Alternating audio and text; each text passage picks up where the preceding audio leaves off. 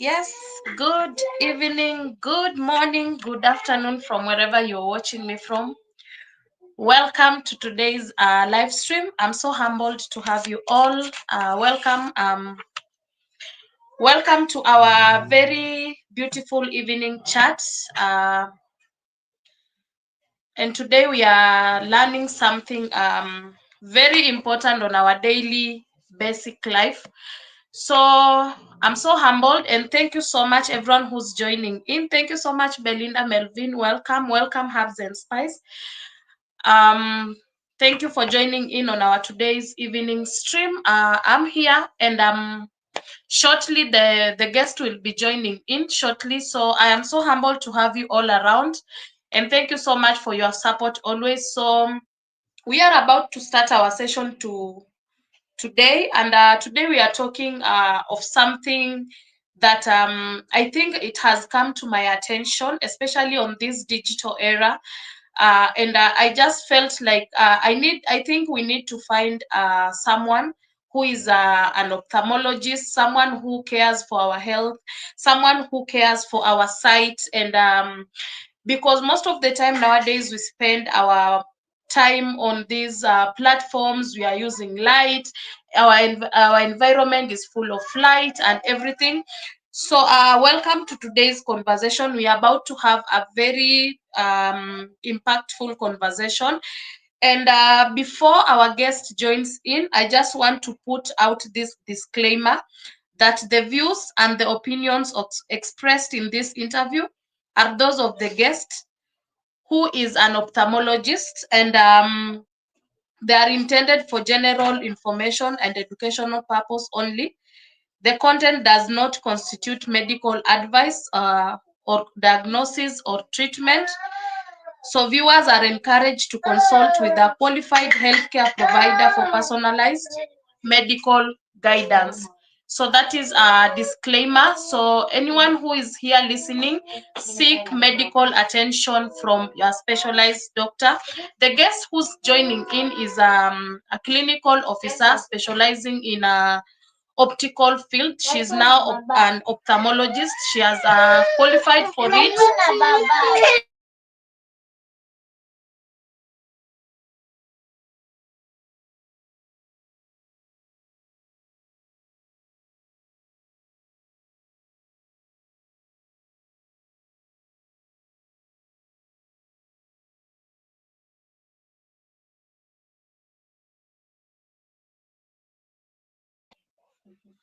Yes.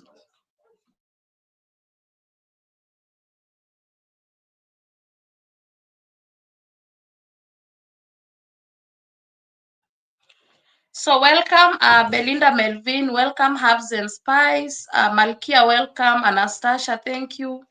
Village Life, thank you so much. So let us wait shortly for our guest to join in. But meanwhile, before our guest joins in, let me know some of the questions that you have that are concerning our eye care, especially for those who are of us who are in on this space. Because one thing I know is that health, when it comes to basic of eye care, we we get to a particular space whereby we need to know the introduction of the basic tips of a healthy eye care. What are some of the tips? What is this healthy eye care? Because we have the organ with us. Our body has the organ with us, which is the eye.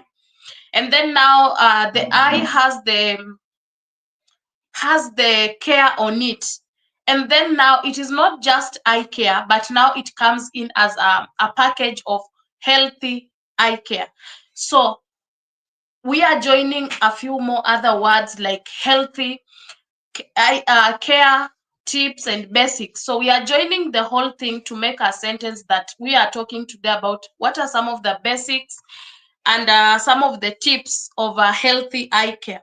So we will have an introduction, and then she just tell us what are these, what is healthy eye care, what is healthy eye care, and then we have some factors that come along with healthcare, which includes like daily eye care habits, We also have screen time and digital eye straining.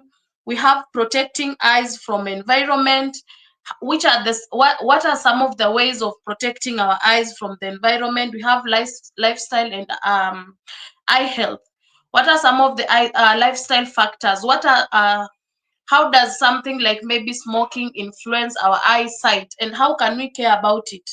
We have some preventive care measures and professional advice, and then we narrow down to also myths and facts, because we have myths. For example, like me, I would remember the fact that I have heard people say that if you read in a dim place, you might end up maybe having an eye issue. So we'll narrow down to all those. So let me welcome in our guest before we get to each and everything. So let me welcome you all and thank you for stopping by. JD, I see you, Anastasia, and everyone who's joining in. Welcome and thank you so much for stopping by. So let me welcome our guest so that she can give us a beautiful introduction of herself. I think this is a lady that I've also known for 5 years. Yeah, I've known this lady for 5 years, and I appreciate the fact that she is an outgoing lady, very hardworking, and a very kind lady, a lady who shares the information that he has, and she's ready to come through in spaces when it comes to medical issues and everything. So let me introduce her to the panel so that she can give us a proper introduction of herself. Thank you so much, Helen, and thank you everyone for joining us this afternoon, evening, morning, or night, wherever it is you are streaming from. My name is Soita Stella, as you can see on your screens, and it's an honor, a privilege to share this space with you and just tackle a few issues concerning eye care and eye health. Thank you so much. You are much welcome, and thank you so much. I must say that I don't take this opportunity for granted, because it's not everyone who, especially the people I know who are not on this digital space, it is not everyone that you will go and request them to have a talk and then they agree. But I really appreciate the fact that you are so easy on it, and I don't take it for granted. And thank you so much for deciding, you know what, this is the thing that I would want to put out there, the little knowledge and information that I've gotten. It is something that I would want to share out there with people, and I would want people to get to understand and know, because I've just been telling people that we are in a space, that we are in a digital world, and we have this organ, and most of the time the organs that we have, we forget that there is care and there is healthy care. You can care, but there is this other thing that is healthy care.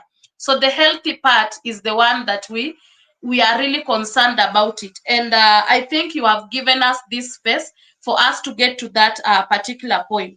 So another just polite disclaimer and reminder, a disclaimer: the views and opinions expressed in this interview are those of the guest, who is a clinical officer specializing in ophthalmologist, and are intended for the general information and education purpose only.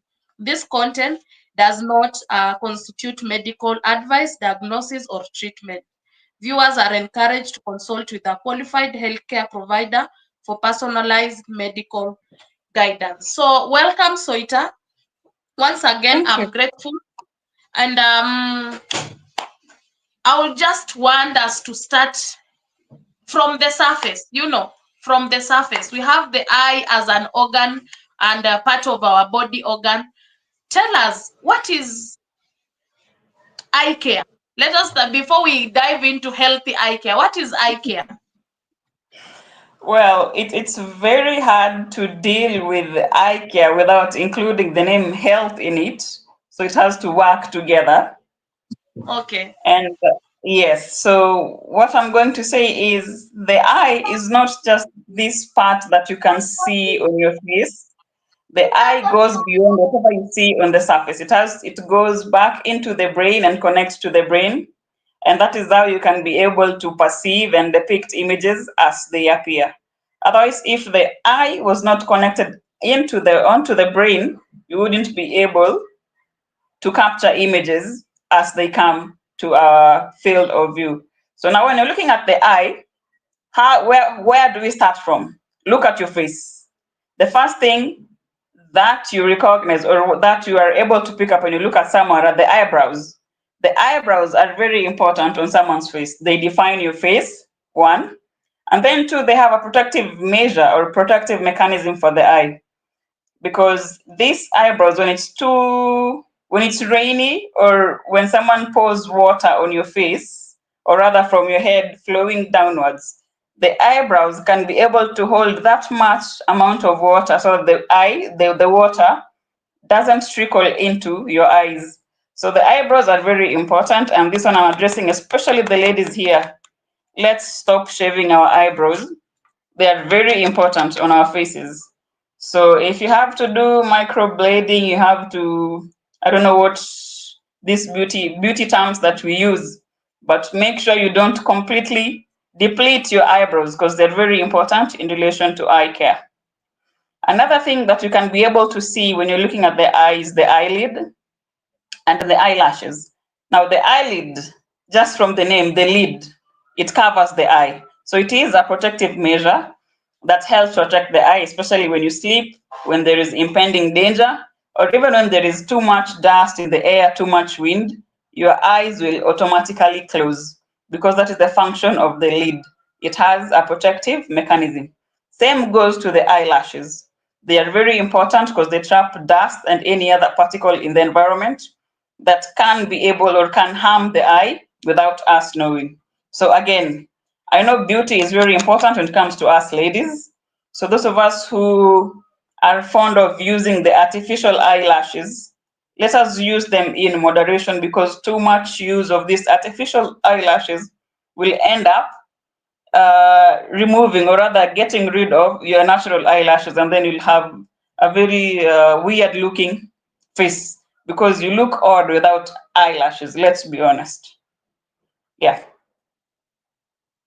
So that's just on the surface, just breaking it down into simpler terms. And then another thing that you need to know about the eye are the tears. The tears are very important. So if you don't have tears, then there is a problem. These tears help provide oxygen to the eye. They have a protective mechanism for the eye, and also they help provide nutrients to the eye. And these tears also work as a refractive surface for light, so that light can enter into the eye through the pupil and into the retina for you to be able to perceive images and objects around you. So tears are very important for your eyes. Yes, Helen.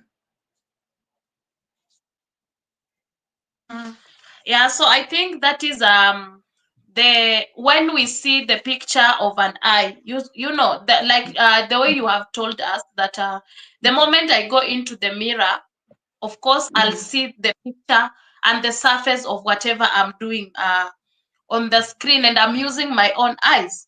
So at this point, now we are diving into the healthy eye care.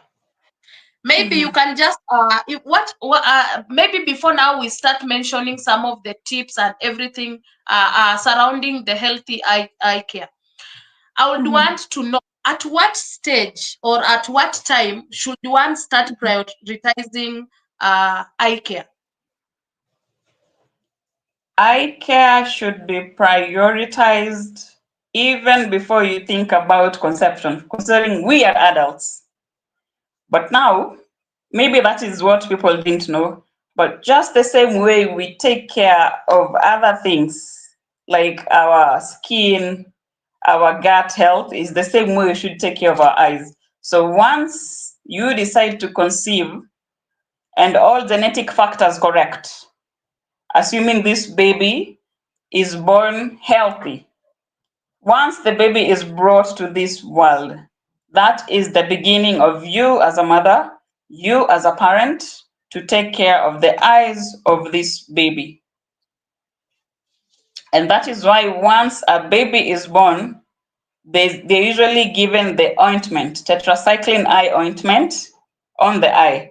Just in case the mother had infections while she was giving birth naturally, then this ointment is supposed to protect the baby's eye from contracting the infection from the mother's birth canal, and to protect this eye, this child or this infant, this unit, from becoming blind. Because most or some of these conditions that we get or we have, and they happen to be transmitted vaginally, once this baby passes through the birth canal, the chances are this child's eyes will be affected by whatever bacteria that is in the mother's birth canal. So that is why it's usually very important. Once a child is born, they are given that ointment as a preventive measure, whether you had any infection or not. We are preventing these eyes from getting any infection. And furthermore, we're preventing this child from being blind from whatever infection this is. And even as this child grows, that is why we are told to stimulate this child. If they can be able to appreciate when the lights are on, when the lights are off, if they can be able to appreciate different colors, if they can be able to follow the object. So ideally, eye care starts from conception until when someone grows old. So at no given point should we assume eye care. I know it's a small organ, it's very much overlooked, especially in our field, but it plays a crucial role, and people should start taking it seriously, because most of the things that happen in our body also manifest in the eye. So sometimes you might fail to capture a certain condition in your body, but once you get to an ophthalmologist and they examine your eye, they'll be able to point out a certain condition in your body that you had no idea you had. So it's very, very important for us to take care of our eyes at whatever stage, whether you're young, whether you're old, whether it's a newborn. It's good to take care of our eyes at every stage of our life. Uh-huh.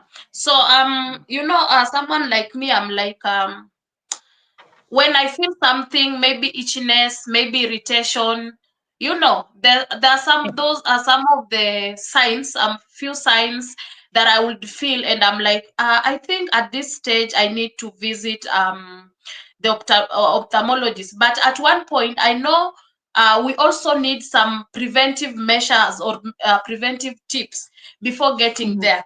And before maybe asking that question, people are talking about the crying part. Someone says that I cry a lot, so that means my eyes are healthy.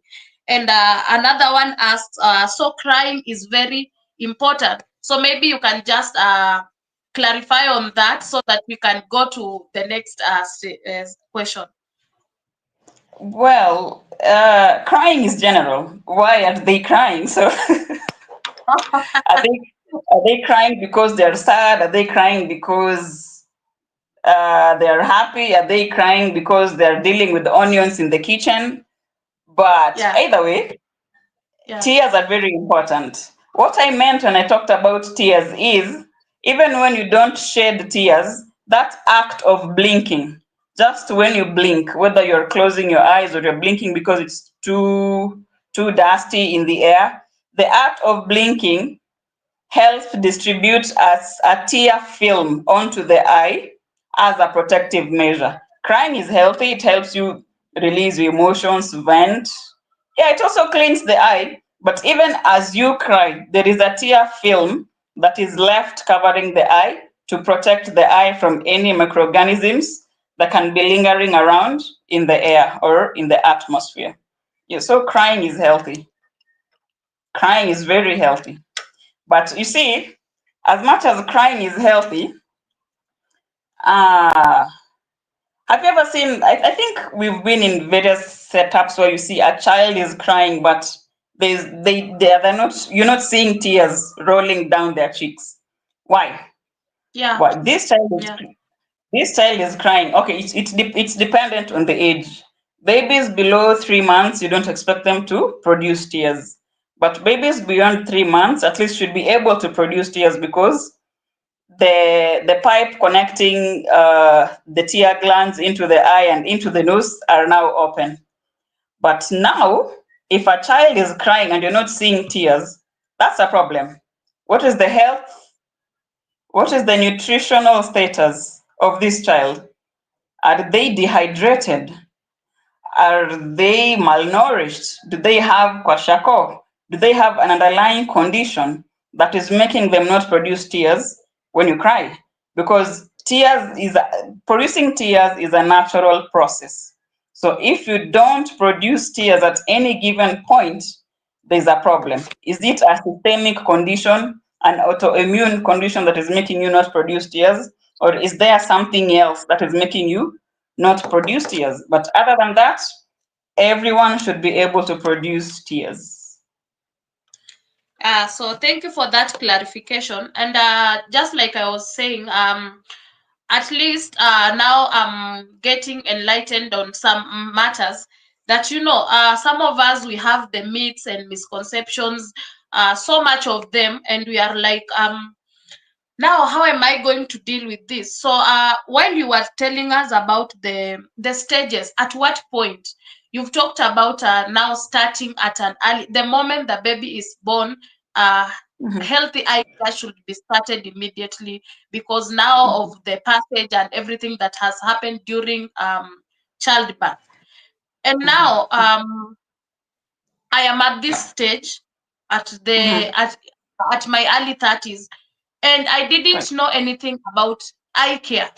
I am here. I do my things on daily basis. I am on screens. I am in dim light. I am in dark rooms and everything. I don't even know anything about any preventive measure or any. I don't. I'm that person who doesn't know anything to do with healthy eye care. What are some of the tips at this point? Now I am going through this chat, or I've attended this live stream, and I've had people talking about healthcare. What are some of the things that you would advise people to start doing that will bring a healthy eye care to be part of their daily basics and everything? All right. So first, we start with what you eat, because what you eat really matters. But even before we go deep into what we eat, let's talk about personal hygiene. In the medical field, the hands are the most dirtiest parts of our bodies. So we have to wash our hands. Like I like the way they insisted on washing hands when COVID struck, but let's not stop washing our hands, because when when whatever it is you're doing, when you think about something, remember something, the first thing that you'll do is your hand will be on your face, either on your forehead, either covering your eyes, either touching your nose, either holding your chin or your cheek. So your hands, are they clean before you touch your face? Because that is the first entry of infections. Now, these hands, yes, my eyes are itchy, or rather, my nose is itchy. I touch my nose, then straight to the eye. You see how we are transferring infection from one part to the other? Yes. No. Huh? Yes.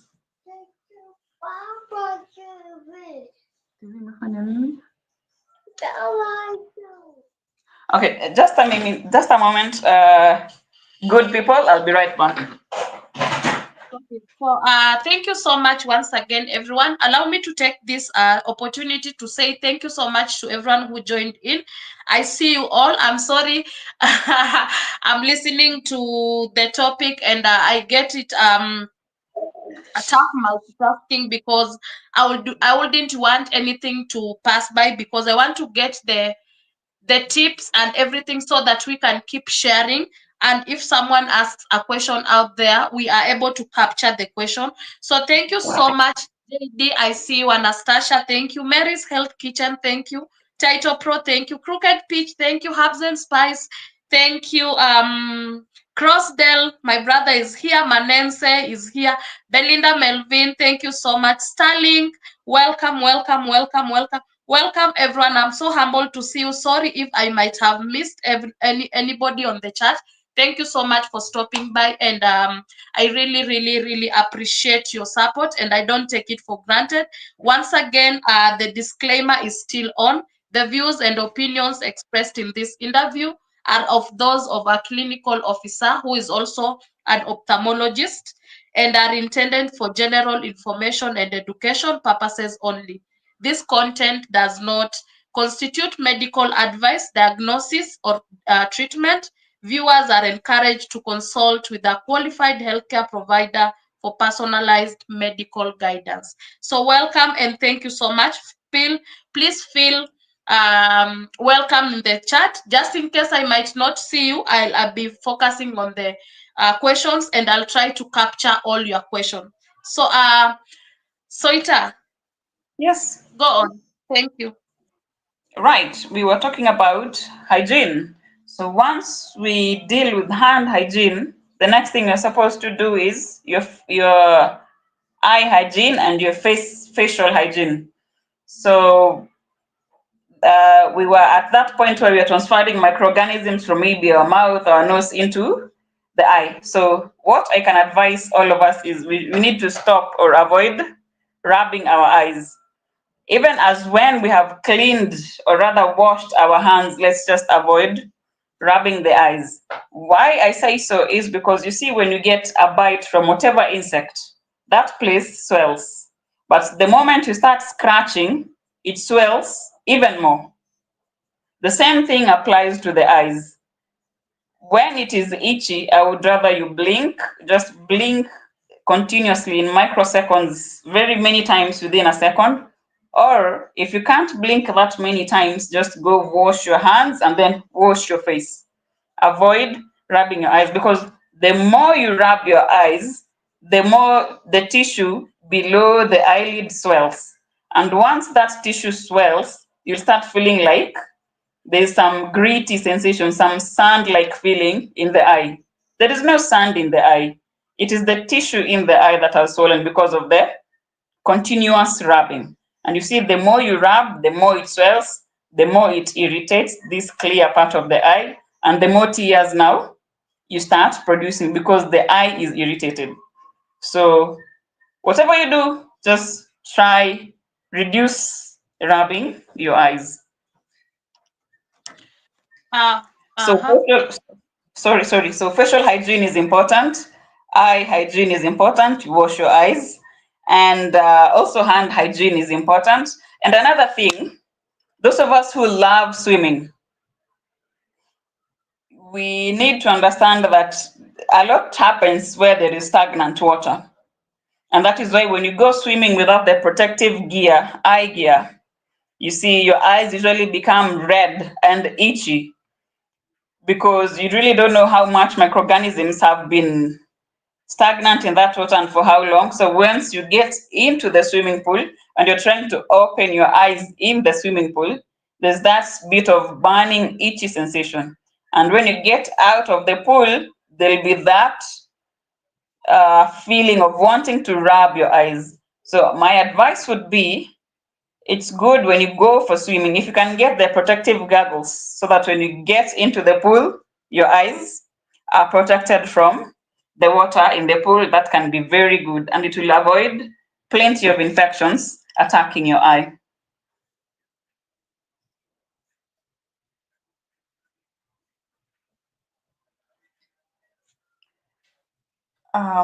We were talking about diet. So how important is hydration and the diet that we have? So your body is like a computer. It's a functioning machine. If you give it garbage, it will give garbage back to you. So if you don't eat well, how your body responds is the same way your eyes will respond, because your eyes are part of your body. Now, if you don't drink water, if you don't hydrate, one, your skin will break, right? You'll have freckles, you'll have very dry skin, you'll have freckled skin.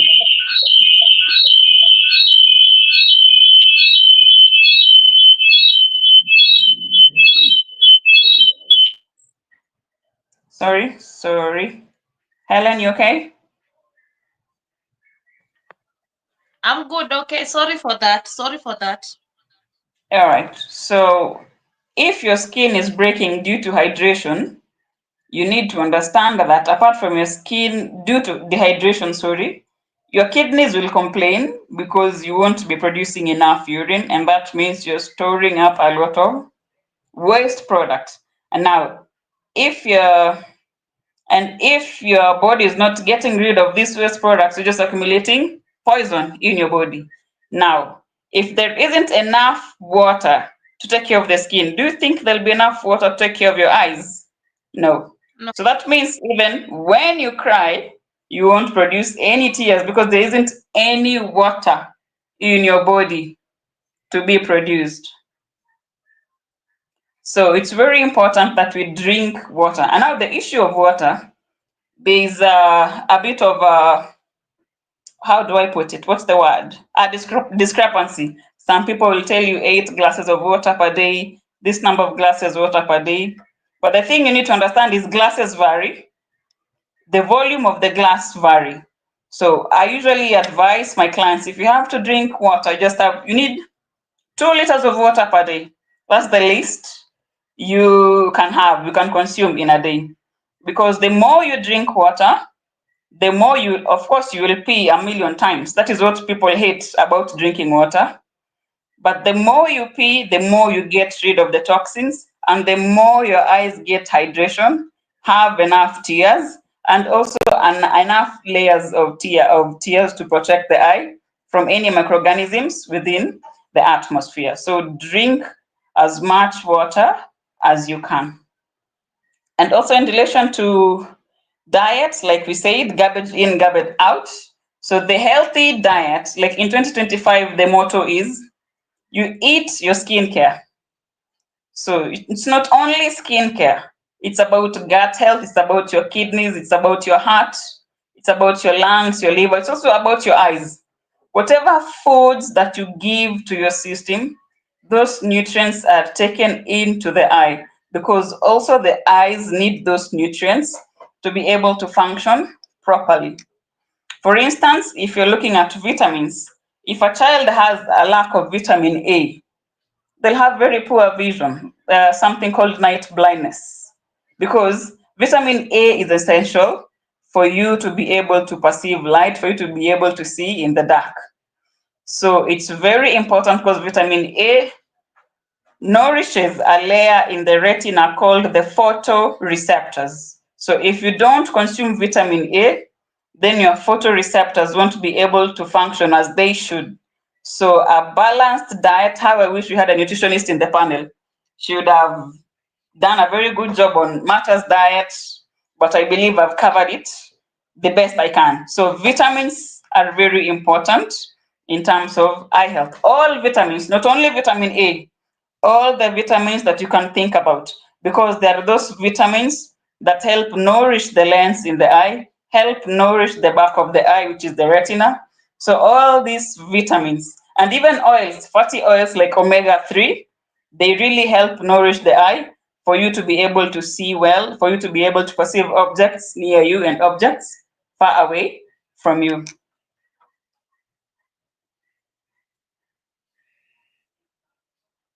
So yeah, that's about hydration and diet. And now on Marta's diet, we don't just give, just give whatever we read on the textbooks. A nutritionist will tell you they'll prescribe food that is fit for you in relation to what is available as per your environment. I can't tell you to go look for, I don't know what sorts of berries, yet I know you're in Thika or you're in maybe Western or Nyanza or Coast, and I know those berries are not available in that region. So mostly when you're prescribing diet to a patient, usually prescribe in relation to what is available wherever they are, and it works just the same because it is in that bracket of vitamins, carbohydrates or proteins, and micronutrients. Yes. Inakuja. Uh, my toddler is here, but he says hi. He has disappeared to the living room. So hi from my toddler.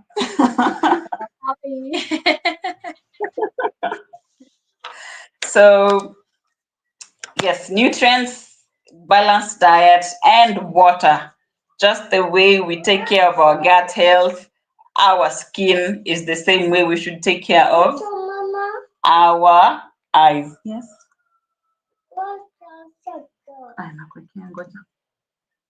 All right. Where are we?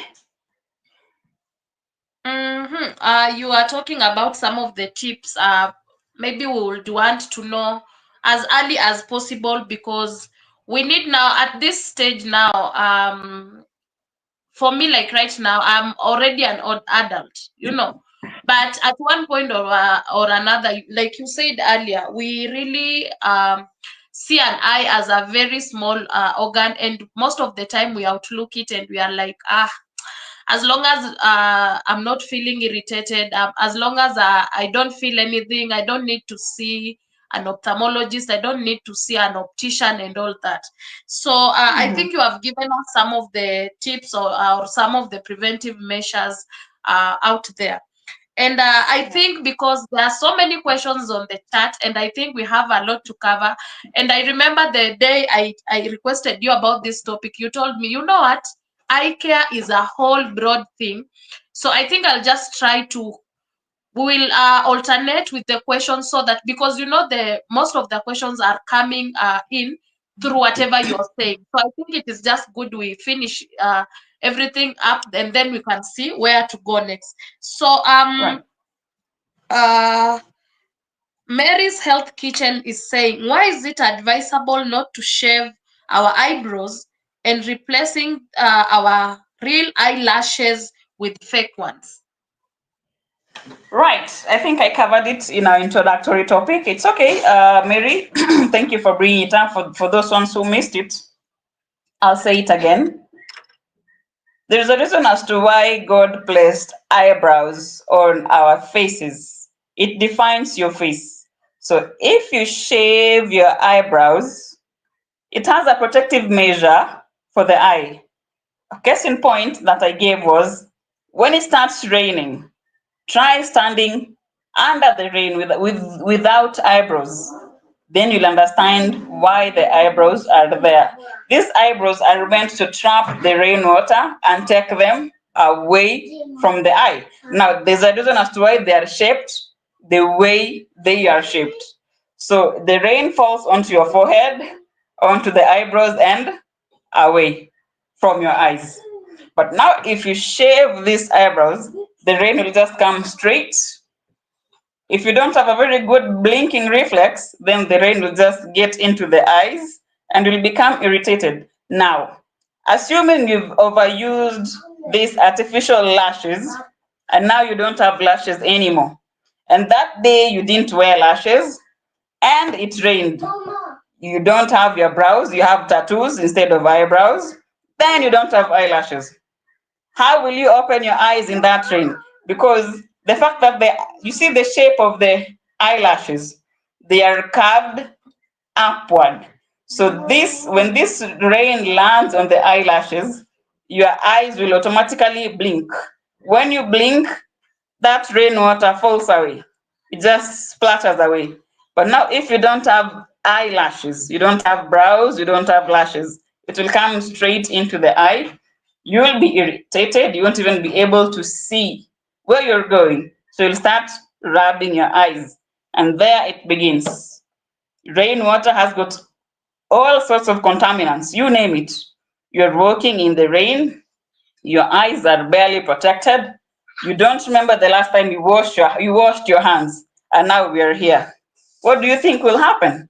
The eye will become irritated. You'll even have to stop somewhere and even stand for like probably 10, 20 minutes for your eyes to be able to adjust to whatever this is. Then you can be able to continue walking. So, Mary, the eyebrows are very important. They have a protective mechanism from the eye for the eye. The eyelashes still are very important. They protect your eyes from dust or any incoming object. And even the eyelids are very important. So let's really take good care of our eyebrows and eyelids. I'm not saying you stop wearing your artificial lashes, but kindly try to do it in moderation so that we'll protect, or rather we maintain, the natural lashes that God gave us. Any other question? Yeah, there is another question concerning food and diet. You've talked about how food is very important to our body, and then just like the way good food or good diet is good to our body, it reflects the same on the eye. So, Yes, Herbs and Spice Kitchen is asking, could you please advise about diabetes and eye health? I know that is right. another broad topic. Honestly, diabetes requires a session on its own, but I will try to break it down to make it simple for us to be able to understand. Just the way diabetes affects your body, your kidneys, your liver, your blood vessels, is the same way diabetes will affect the eye. And now that we're talking about blood vessels, there are blood vessels supplying blood into the eye. Now, if you have diabetes and it's not well controlled, these blood vessels will weaken and they will break. You'll start bleeding into the eye. And another thing that diabetes will cause, it will cloud your natural lens in the eye, bringing about something called a cataract. And you see, now when you start touching diabetes, you're bringing in other conditions. That is why diabetes is so broad. Diabetes is so broad. But for those who have diabetes or taking care of people with diabetes, one thing you need to understand is diabetes affects the eye. It's actually one of the causes of blindness because one, you'll bleed into the eye, two, it will cause you to have a cataract. So you need to make sure your sugars are well maintained, your nutritional plan or your meal plan that you are prescribed to by your nutritionist has to be followed to the letter because at the end of the day, your eyes are at risk. And now that your sugars are high and not well controlled, it will cause your eyes to dry up. And when your eyes dry up, you'll start tearing uncontrollably. Not because you have a lot of tears, it's because your eyes are dry and now that the tearing is trying to compensate for what is lacking. So it's very important that we manage our sugars correctly to avoid the dryness of the eyes. And also on matters dryness of the eyes, it also comes with old age. Once our age, especially for us ladies, when we get to that age of menopause, a lot happens in our bodies. And one of them is the eyes being dry. So when the eyes become dry, you'll find that you're tearing so much, not because you don't have enough tears or not because you have extra tears, but ideally because you have very little tears. Now, when you look at the tears, it has got various layers, three layers. There is a lipid layer, then there is a water layer, and there is a mucus layer. Now, the lipid layer is usually what is on top. And now, when we hit menopause, or when our age is a little bit advanced, the lipid layer is usually melts very fast. And when it melts very fast, the water part of the tear cannot stay in the eye on the eye for so long. So it keeps on shedding off, shedding off. And that is why you find mostly the elderly people, even you might even ask them, are you crying? But they're not crying. It's because the lipid part of the tears is being shed off at a very alarming rate. So they end up tearing all the time, all the time.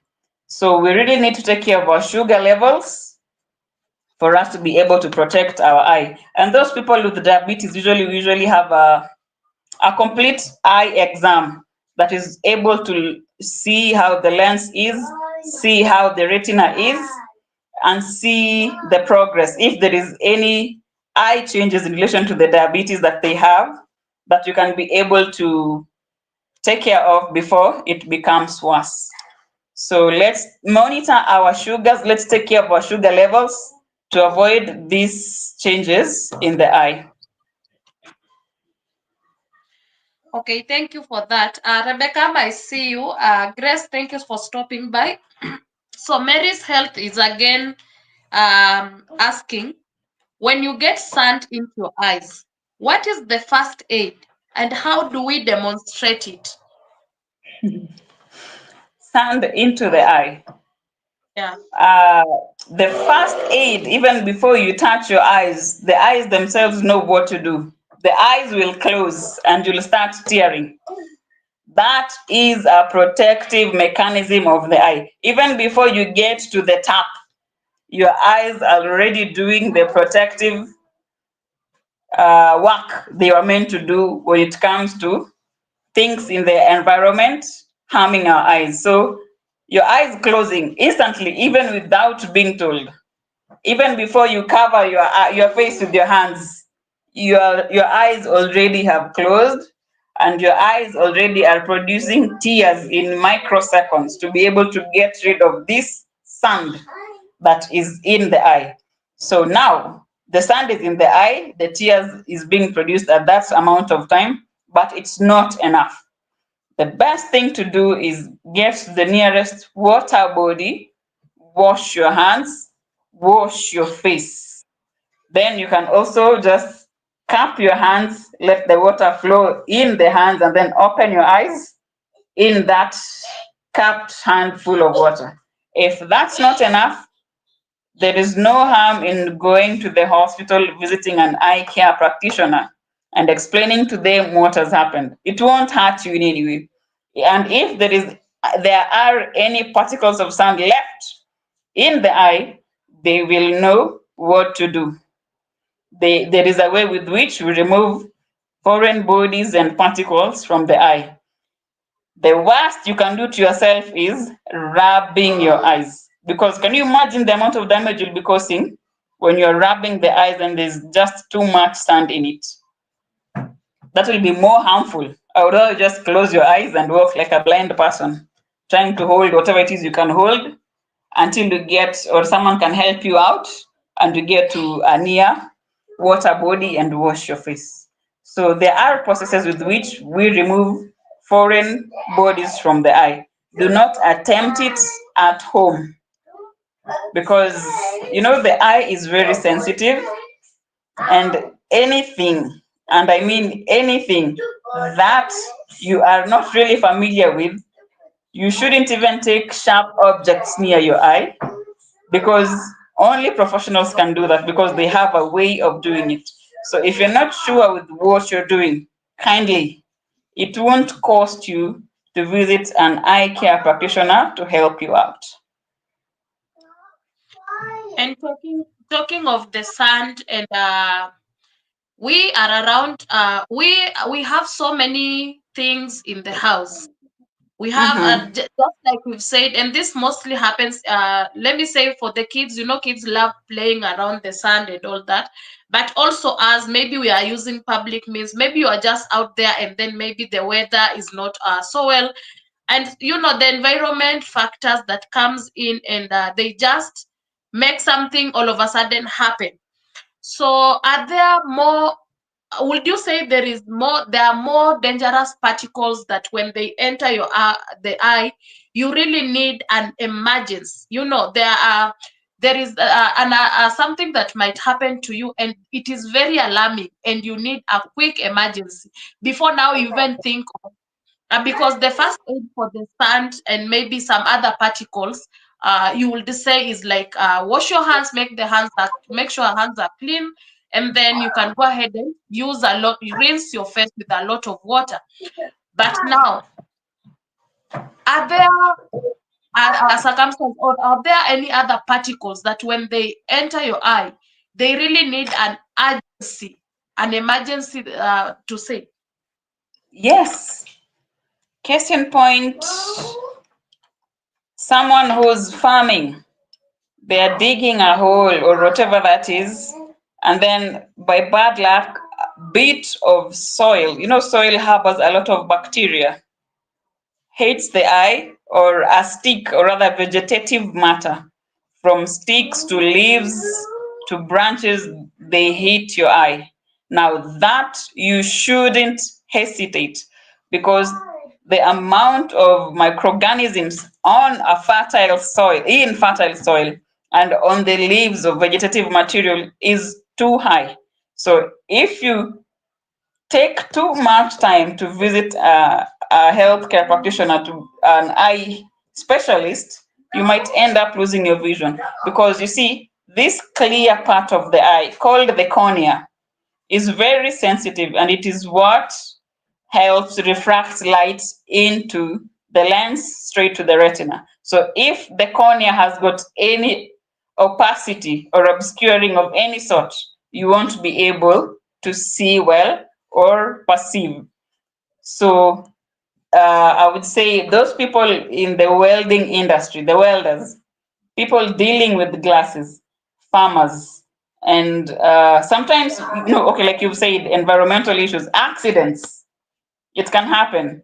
Particles of glass hit your eye, or you feel like something is scratching your eye after an accident. It's always good to get yourself to hospital for a quick eye exam to be able to see if there is any foreign body that can be removed.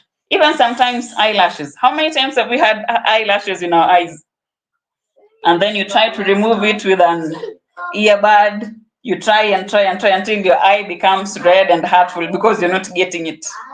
So something as little, can you imagine? It is your eyelash in the eye, but it is causing that much of a reaction in the eye that the eye doesn't want to see light. You just want to cover your face. You don't want light anywhere near you. So if an eyelash that is on your body can cause that much harm to the eye, how about soil? How about glass? How about metal that rusts? So dependent on where you are or the impact with which whatever has hit you has hit you. If you feel this, I can't do it on my own, kindly after washing your face or washing your eye, just plan a time and go visit the eye practitioner. Because the more time you take with whatever it is that has hurt your eye, the more window you're opening to your vision deteriorating. So it's very important that we understand the eye is very sensitive. The more time you take to visit the eye care practitioner, the more time, or rather, the more your vision will deteriorate, and you'll have no one to blame apart from yourself. Thank you for that. So I have two more questions. I'll leave them pending a little bit because I think we are diving into it. But right now, let's talk about lifestyle and eye health.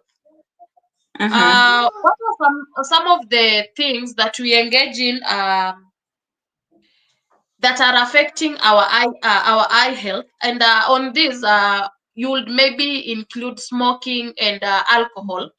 And how can we deal with that?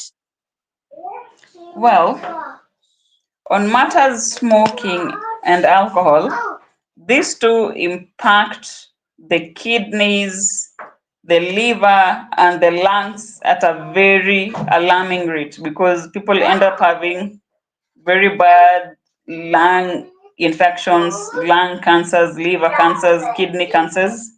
But that aside, cancer being on the extreme, that aside,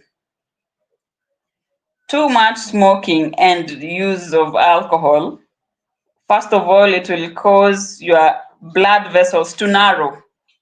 And once the blood vessels narrow, that means the pressure in these blood vessels has increased. So too much use of alcohol and too much smoking will lead you to having hypertension or high blood pressure. Now, with high blood pressure, remember, it will cause the pressure in the eye, not necessarily, but it might cause the pressure in the eye to increase, or if not, it will cause the blood vessels supplying the eye to cave into that pressure from your body, and the blood vessels in the eye start bleeding. So you'll be bleeding in the eye, not because your eye has an issue, but because the pressure in your body is causing this to happen in your eye. And where there is hypertension, diabetes is not far off. And again, just as we say diabetes affects your body, is the same way diabetes affects your eye. So you find when your sugars are too high, you won't be able to see, your vision will become blurry or clouded because you can't see well. The lens in your eye has bulged out because of too much sugar. So it has absorbed too much too much water, and now you end up not seeing well. So those people who are addicts or maybe use too much alcohol or do engage in too much smoking, we usually tell them to reduce because you can't literally. Ati sasa unafanya nini? Toka hapo, just move. Rudi ukaone TV. Enda uone TV.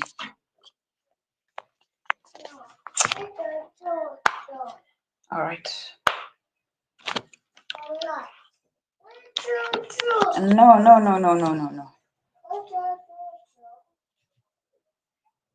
Okay, sorry about that.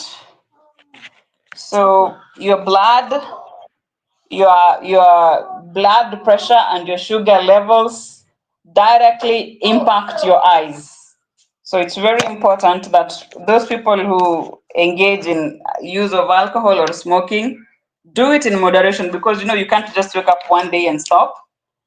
It takes a series of uh, counseling, psychological therapy, and a lot of medicine used or involved to be able to help this person from in rehab to stop from being an addict to becoming someone who does not engage in using drugs anymore. But even those who are not addicted, you need to understand that over time, the period that you've taken, maybe 20 years of smoking, 20 years or 25 years of drinking or using alcohol, will impact again your blood pressure, your sugar levels, and in the end, it will impact how your eye health turns out in the end. Yeah, so thank you for that. And so now I'll go down to Rebecca's question. Mm-hmm. Rebecca is still on eyelashes. I think she came in, but you'll just say something about it. So the question is, how dangerous Mm-hmm. are fake eyelashes? They are not for me, but I saw people using it with hair glue to stay for longer. Yeah. Now, now that you've mentioned the glue, even without touching the lashes themselves, in the world we live in today, people want to cash out very fast. So they will use any form of glue. They'll get these bottles that usually, the containers that have the glue that will help stick your eyelashes, and insert in them any form of glue that is very harmful. So now this glue, you use it to stick your eyelashes on them, and then this glue is not meant to touch your skin. So you'll start by burning the edges of your eyelids. The next thing, your eyelashes will burn also, because if the glue you're using is very corrosive, it will burn the lids, it will burn the lashes. It may even end up dropping into the cornea, and that will be a chemical burn. So now you have three injuries at the same time. Your eyelids are burnt, your lashes are gone, and your cornea has been scarred because of using this type of glue. So you really need to be very careful with the products you put on your skin. Now, these lashes, yes, they are beautiful, but like I said in the introduction, too much use of them will cause your natural eyelashes to fall off. And that will be very bad, because without your natural eyelashes, then you're losing a factor of eye protective mechanism that will help or prevent dust particles from entering the eye. So natural lashes are very, very beautiful. They're very okay how they are. But however, if you have to use the artificial lashes, kindly use them in moderation.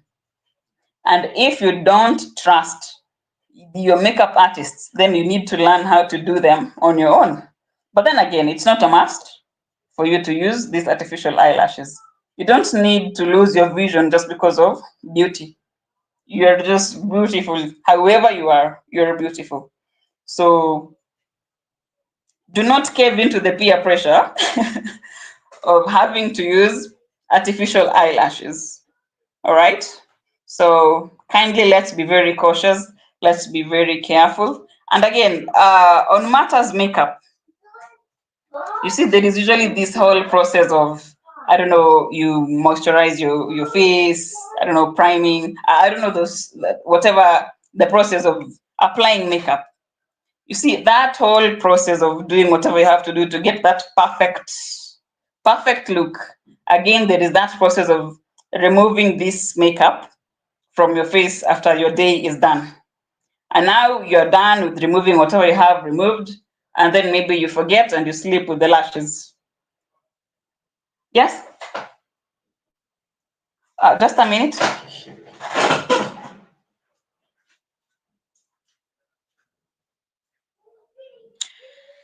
Oh, thank you so much, everyone joining in. Michelle, thank you. DSW, I see you. Who else joined in and have not said hi? Guys, don't feel that I'm assuming you. I'm trying to focus so that we can get bit by bit steps of our healthy eye care, and we are talking about basics and tips of a healthy eye care.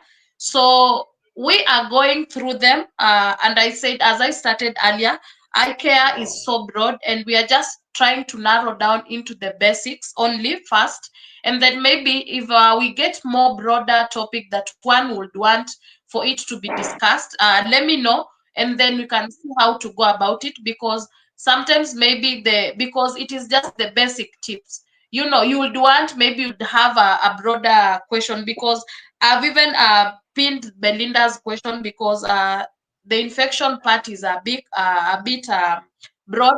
So I think maybe after now we are done with the environmental factors that are affecting our eye sight and how to go about it. We will go down to infections, because we also don't want to make the whole thing so broad, going to it, but we can narrow down with time, and then just break it down slowly by slowly as we go on. So our host is back, and I will just ask another question by Rebecca concerning smoking and alcohol. What about someone who is not smoking but being in smokers' environment? Is the problem the same with actual smokers? Now this is the passive smokers. Rebecca is asking, what about the passive smokers? Passive smokers are actually, we, because I'm also in that group, we are at a higher risk because now we are getting all the toxins from whatever smoke that is coming from whoever is smoking. Because as much as they are smoking, the lungs have got this filtering mechanism. Now, as much as it has the filtering mechanism, they still are inhaling the toxins. But the toxins that which are being exhaled are way more. So for us passive smokers, we tend to collect the bad, or rather anything worse that you can think about. But now you see, we live with these people wherever we are. We work with them. We can't run away from them. The best we can do is now actually passive smokers. Uh, it is sad because again they're interfering with our breathing, with our filtering mechanism in the lungs. But the best we can do is we can't stay, we do usually, if I hope I am correct, maybe we don't stay wherever they are for too long. And I hope that they don't smoke the entire day, because that can just mean that's a different, whole other level of pollution, in other words. What I can say, your advice is there's nothing much. Unajua, let me use Kiswahili here. Mtu anafuta sigara or whatever it is kwa raha zake, so we can't really interrupt their fun. So the best we can do if we can take away ourselves You from hear the away from that course. environment, then the better for us. But if you feel this is too much for you, welcome back, Helen. If you feel this is too much for you, and if you feel like this, whatever it is happening around the environment is too much for you, maybe then if in dire cases, maybe then you should move. But if it is your spouse, then maybe you should ask them to smoke outside or wherever before they come back to the house. So, okay, the bit of smoking is very sensitive. I really didn't want to go into details about it so much because now that requires something else, because there's a lot that encompasses smoking apart from it affecting the passive smokers. There is also the mental health part of it, and there is also the psychological part of it, emotional. There's a lot that covers smoking or even drinking that we can't just cover lightly, and it has to be covered cautiously, because sensitive topics always brush shoulders with everyone, whether you are directly affected or indirectly affected. It's very sensitive, and we have to handle it with care and concern so that we don't put ourselves in places of harm. I'm not so sure if I've answered her conclusively, but I believe I've tried. Okay, and then Rebecca is still saying that so true, co-host makeup have an impact on our eyes as well. My daughter was advised to use natural made makeup. Now she is using full vegan products for her skincare routine. And then Crossdale says, ladies, you're beautiful just the way you are. Embrace it and own your natural beauty. That is true, and we appreciate that. Thank you, everyone who's joining in. Once again, we have a disclaimer that the views and opinions expressed in this interview are those of the guest, who is a clinical officer specializing in ophthalmologist, and are intended for general information and educational purposes only. This content does not constitute medical advice, diagnosis, or treatment. Viewers are encouraged to consult with a qualified healthcare provider for personalized medical guidance. So, moving on forward, we were talking about lifestyle and eye health, and I think we are living in the lifestyle era. So maybe if I might ask, are there maybe some specific exercises, maybe like yoga, that, or maybe eye massage that would help with our vision? Well, uh, I'm not so sure about yoga, but there are it's a very simple eye workout that you can engage in every day, even before you go to bed, or anytime during the day you can do it, and you can actually do it right now. So now you start by, it's called the primary gaze, just looking in front, whatever it is you're looking at, just look at it for a few seconds. Then you turn your eyes to the right, until you can't turn your eyes anymore. Hold for a few seconds, then turn your eyes to the left again until you can't see further. Hold for a few seconds, then your eyes up until you can't see any further, then down until you can't see any further, then to the corner, top right corner of the eye, until you can't see any further of the right, then top left corner of the eye until you can't see any further. Same thing on the bottom left until you can't see any further. Bottom right until you can't see any further. Then open your eyes wide. After opening your eyes wide for a few seconds, then close your eyes tightly again for a few seconds. Open your eyes, blink around 5 times continuously, then now relax. It's a very simple exercise. You can do it every day, anywhere, anytime. And apart from that, there's Sorry, something. sorry. Maybe I would want that process again, just for people who are here, or maybe would want to know, because I'm very sure Rebecca is busy doing it. Mary's Health Kitchen is busy doing it. I can see those people who are busy doing it. Crossden, I see you. So let us just go again, because I think that can be a very good part of. I can just cut it the part and then make it a video. So let us talk about the simple eye massage technique. Let us do it practically. Let's go. This is the eye workout, not an eye massage. It's just an eye workout. You start by just staring, giving a blank stare. Whatever is in front of you, just look at it for a few seconds. Then now you turn your eyes to the right. You can use your finger to direct you. You turn your eyes to the right corner of the eye until you can't see any further right. Hold for a few seconds. Then back to the left corner of your eye until you can't see any further left. Once you're done with that, bring your eyes back to the center. Now, after bringing back your eyes to the center, you can look up until you can't see any further up. Then down until you can't see. Hold on. Only your eyes are moving, not your head. Remember that it's only your eyes that are moving, not the head. All right.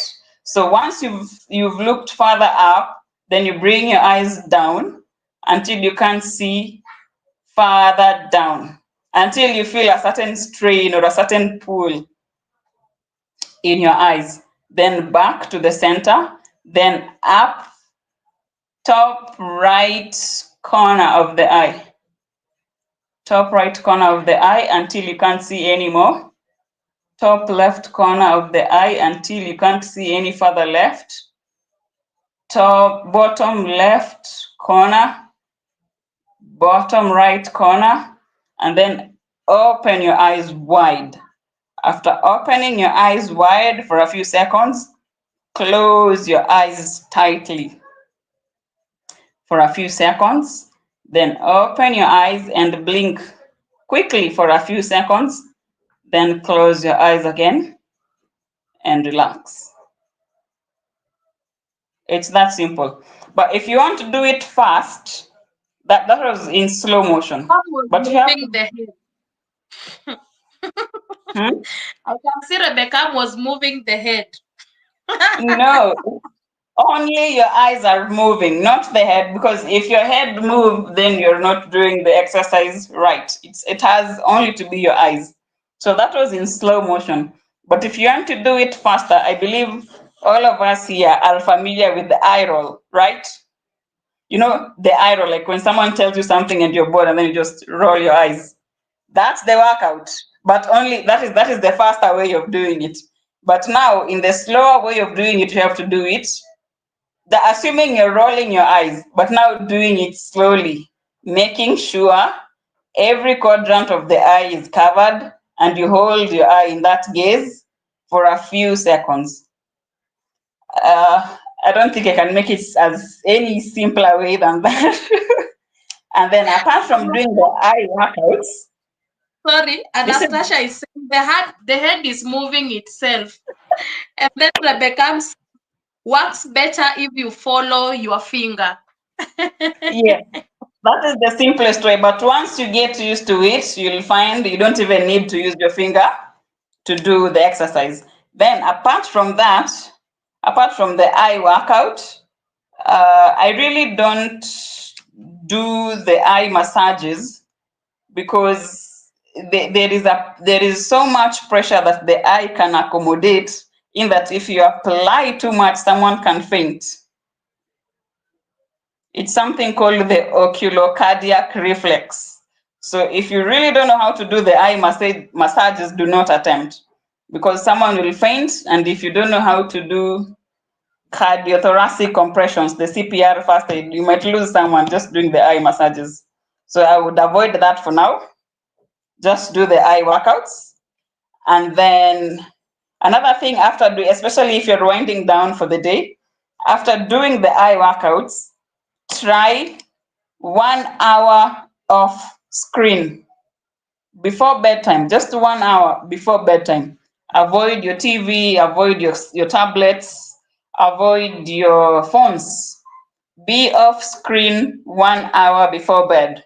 Your eyes will thank you later.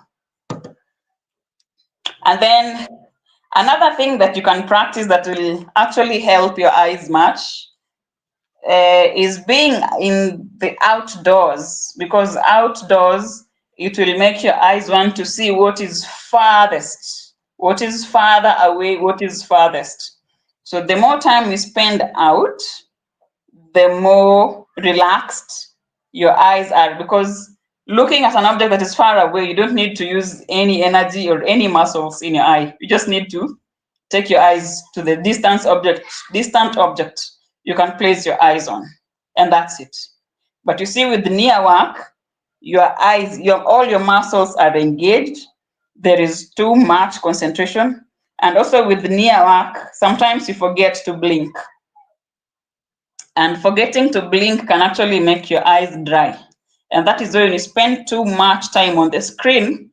The next time you leave that screen and then you blink, your eyes suddenly become teary and you feel like if you have that urge to rub your eyes. So just remember to do those exercises when you're doing near work, whether it's using a tablet or reading or studying. And then also that brings me to another thing, the 20-20-20 rule. It's 23 times. The first 20 is minutes. So you concentrate with your near work for the first 20 minutes, intensive work. The next 20 is seconds. So once you're done with your 20-minute intensive work, the 20 seconds is your 20 seconds break. Away from your book, away from your tablet, away from your laptop or phone. And then the last 20 is in feet. I didn't quite convert the feet into inches, but I believe that is meters, 6 meters away. So 20 minutes of intensive work, 20 seconds of break, of your giving your eyes a break, and 20 feet. You give your eyes a break by looking 20 feet away. Have we gotten that? 20 Yes. minutes intensive work, 20 seconds break while viewing at an object 20 feet away. I believe 20 feet should be approximately 6 meters, approximately. I'm not so sure, but the farthest object you can look at that instance when you're taking a break from your 20-minute intensive work. That should be able to help your eyes not strain too much and not become too dry. So also blinking is a protective reflex. You need to blink as many times as you can, because as you blink, you're protecting your eyes from whatever that is incoming in the atmosphere or in the air. And also as you blink, you are evenly distributing tears on your eyes so that you can be able to create a smooth, reflective surface of light and for you to be able to perceive objects. I think that's about it about eye workout and outdoors and how to manage your time when you're working, when you're doing near work or you're using a tablet for so long.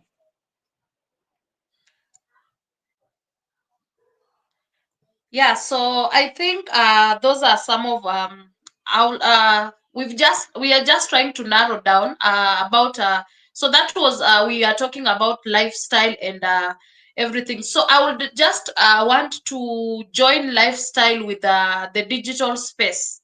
Now we are in screen time. Every time is screen. Right now I'm on screen. After this, I'll be on my TV. After this, maybe I'm on another. You are always it is like now it is an era of screen all the time, and that is where now light comes in. So I had a question earlier by Rebecca about light, but let us start with a question. How does prolonged screen time affect our eyes? It does affect our eyes because, again, you do realize that screen is nearer to you, either it's your tablet, your laptop, or your phone, or your TV. It's just some distance away from where you're seated. So, and again, like I've said earlier, near work requires a lot of concentration. And when you're concentrating, you'll realize you hardly blink. Your eyes are very much wide open and you're not blinking as required. So what that does is the tear, or rather the tears that are evenly distributed by the eye, dry up. So now your eyes are drying up because you're not blinking as frequently as required. And now when the eyes dry up, the first thing you'll experience is when you take your gaze away from the screen, you'll feel like the ends of the eye, your left and your right, you feel like they are pulling. It's like your eyes have that pulling effect. And then your eyes will automatically close because the strain was too much. The muscles in the eyes are pulling. And then you'll feel like when you close your eyes, you feel like there's some gritty feelings, like there's some sandy, gritty sensation in the eyes. So it might prompt you to want to rub the eyes. Kindly do not rub the eyes. Once you experience these symptoms, like your eyes are pulling, your lids are tired, they're just closing automatically, and you feel that sandy sensation, those are symptoms of dry eyes. What you need to do is close your eyes and relax, or if you can, blink. Just blink continuously, because with the blinking, again, you're distributing the tears on the eyes and the eyes will soothe themselves. So again, it will take you back to the eye workout. So you just do your eye workout, you roll your eyes as much as you can, and then blink as much as you can, and your eyes will be fine. But as long as you're on screen almost the entire time, remember to use the 20-20-20 rule. That way you're safer. If you feel the brightness on your screen is too much, I believe there are options on where you can reduce your screen brightness. But then again, if you feel after reducing the brightness of this screen and it's not helping, now that will take us to another level of where we need to have your eyes examined and give you other options available. So you've talked about screen time, the 20-20-20 rule. It causes some itchiness, dryness in it. And now, this is a question that is coming in. This is a question that I will want you to answer. There are two questions, my question and Rebecca's question. And just before we continue, Herbs and Spice is saying, why am I now blinking constantly?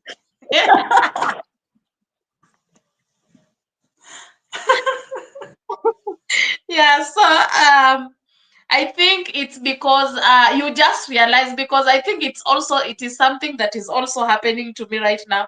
I realize I'm even about to ask later. Oh wow, so that is how important blinking is. And sometimes I feel like, okay, why should I blink? Why do I need it? So I'm just trying to be like, so it means I've been, it is like an underdose. So it means I've been doing an underdose. So I think I need to now overdose. I have to keep blinking and blinking and blinking. Now the fact that you have said it is really helping when it comes to distribution of tears, which are very important to us, especially when we are doing the screen things and all that.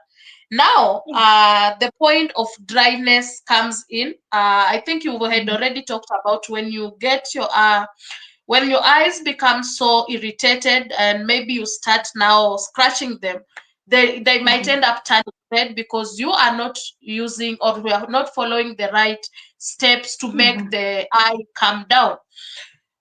So there is a dryness and there is a redness, and then eye drop comes in. Is it safe? Right. So, again, I wouldn't advise anyone to use eye drops if they have not been prescribed by an ophthalmologist. I know most of us here are culprits of over the counter eye drops. We need to stop because, just by being honest, not everyone who's selling you drugs know the chemistry or the mode of action of these drugs and how it affects the eye. Maybe your eyes are dry, just dry, but because you've told them your eyes are itching, they'll get something that will help with the itching, which maybe at that point, that is not what has brought you to get the eye drops. So before you use any eye drops, kindly make sure you have consulted an ophthalmologist because over the counter eye drops tend to worsen the condition you have. Prove me wrong. Prove me wrong. If you've ever used over the counter drugs that are not prescribed by an ophthalmologist, usually end up at the hospital at the eye clinic. Why? Because the eye drops worsened whatever it is you are having. So avoid buying over the counter eye drops medication, not unless they have been prescribed. And for us ladies or mothers or women, your friend tells you, no, just buy this, I use this and it helps me. Please don't. If they used whatever it is they bought over the counter and it helped them, it might not be the same for you. I know it's usually, you usually find safety in asking our fellow women, fellow mothers, like, what can I do for my kid or what can I do for myself that will help with my eyes? It's good. It's good we trust each other that much. But on matters eyes, please love your eyes that much that you don't trust anyone who is not a medical practitioner and a specialist for that matter to handle your eye issues. Because if you use this eye drop and then it worsens the condition and you end up being blind, or it causes another secondary condition that will impair your vision years to come, who is to blame here? Is it you or the person who advised you or both of you? So I usually give that disclaimer. If you see you're using eye drops, kindly make sure they have been prescribed in a hospital by an eye care practitioner. Now, the remedies are very important, very, very simple. Just the basics. Hydrate as much as you can. Eat healthy. Avoid rubbing your eyes. Those simple rules. But if you feel the irritation is persistent, if you feel your eye is uncomfortable, please pay a visit to an eye care practitioner. They'll be able to help you out. Again, I repeat, the eye is sensitive. One simple mistake and you lose your vision. We wouldn't want to risk that. We wouldn't want to risk our eyes. So please love your eyes. You see the way you're very cautious with, I'm seeing a lot of makeup questions. So be cautious with your eyes that much. How you love your skin, how you want your skin to glow. Love your eyes that much. Yeah, so I think before I ask now Rebecca's question, I will just want to echo that because I think it's something that I can relate. And the more we continue to talk, I think I'm getting so much now and so much understanding on what you are trying to mean because most of us we are sometimes we even get to a point where now we become our own doctors, and especially the people who have experienced the health sector, because maybe at one point I stay a lot with the pharmacist. So the pharmacist is talking to me about these are some of the basic things. Maybe when you are a mother, you need to have these basic drugs with you. Maybe after that, now I'm in the nursing station. I get some 1, 2, 3 information. I move to the laboratory. I move to the doctors. So the time we spend, I know there are some few tips that we get to learn, and maybe we get convinced. And the one thing that I can just say, I really relate closely. We assume Okay. so much. We assume so much, and I think at the end of the day, they create a very intense impact, which is in one way I would say a very negative impact in our life. Because I remember before, there is someone I know, before you develop to that stage that you said earlier about the diabetes, you talk to someone and you tell them, someone will start describing, I feel blurry, I feel my eyes are getting so itchy.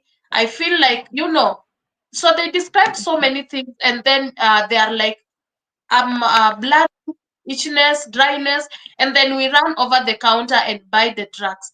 But deep inside, diabetes is developing. I think it is something, if this person would have run earlier to the doctor, maybe the doctor would have said, you know what, it is not the blurriness, maybe you are. There are objects entering your eyes, or maybe just something else is happening. But this person will get to understand. They'll be told, you know what, let's get to know how is your blood sugars, how is everything with your body system. So I think you get to learn so much when you run to the ophthalmologist or specialist, instead of us maybe running to the counter. So Rebecca, I'm here. How can I have brighter and whiter eyes? I am using eye drop, but it's eating my money, not working. Okay. Before I even answer that question, what eye drops is she using, and were they prescribed by an eye care practitioner? And if they were prescribed by an eye care practitioner, for how long was she supposed to use these drugs? And there's one thing we need to understand. You see how our babies' eyes are so bright, and you just love to look at them. We need to understand, as our age progresses, as we age, the changes that our bodies experience in terms of old age are the same changes that our eyes will experience. So, how white your eyes were when you were 3 years, when you were 3 months old, will not be the same with the grade of whiteness that you have right now that you're 30 years, 40 years, or 50. So the whiteness of the color changes in relation to age.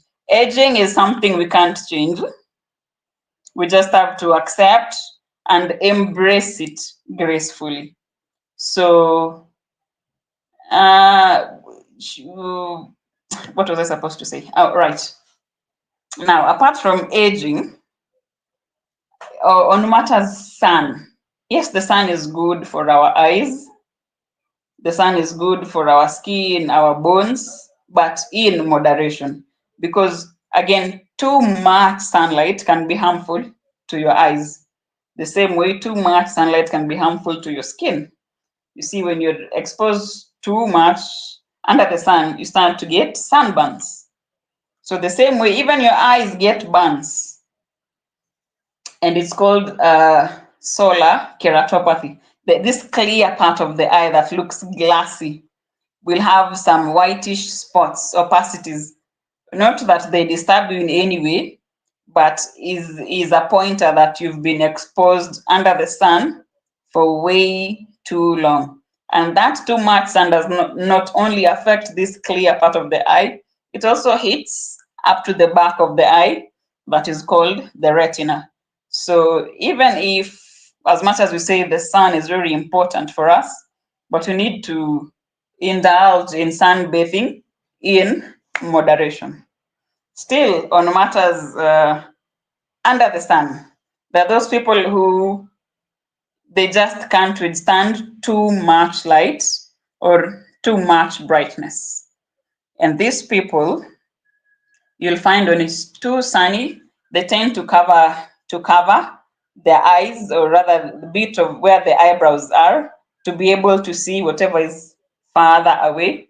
Or you'll just see them looking at an angle, or rather squinting their eyes to be able to just accommodate that amount of light into the eyes. So these people who usually have a problem with brightness, maybe of the screen or the sun, you need to pay a visit to your eye care practitioner and just have a good eye exam. See if there's anything that is making you strain or try to cover your eyes because of too much sun. Because if you can't accommodate that light, then that means we need to prescribe something for you that will be able to reduce the amount of light that reaches your eye. And again, you don't have to be sick to visit an eye practitioner. For those who are healthy, let me not use that term. You see how we encourage people to have a routine checkup. It's the same way you can have a routine eye check just once in a year. You'll be surprised by what you will find. You know, it is very, it's actually a blessing to go to a hospital, have a systemic good workup from your head to your toes to your eyes to everything, and then you're handed over a clean bill of health, like your body is functioning at 100%. You don't have any underlying condition, you don't have any illness, you don't have anything bothering you. But that notwithstanding, if you feel in your rightful definition of health, if you feel you're healthy, you don't have to wait for something to happen to you for you to visit the hospital. You can always, for those people who don't have any issues with the eyes, once a year checkup won't hurt. Once a year checkup won't hurt. And even in that checkup, they'll have to do a thorough exam and even examine the back of your eye to see if there is any issue. But that is, we usually don't do a back of the eye exam without your consent. We have to ask for your consent first. If you agree to it, then we can now examine the back of your eye. But if you don't, then we leave it at that, because I know too well a patient is not your friend. They can wake up in an instant and sue you, sue the hell out of you. So you really have to trade those lines carefully.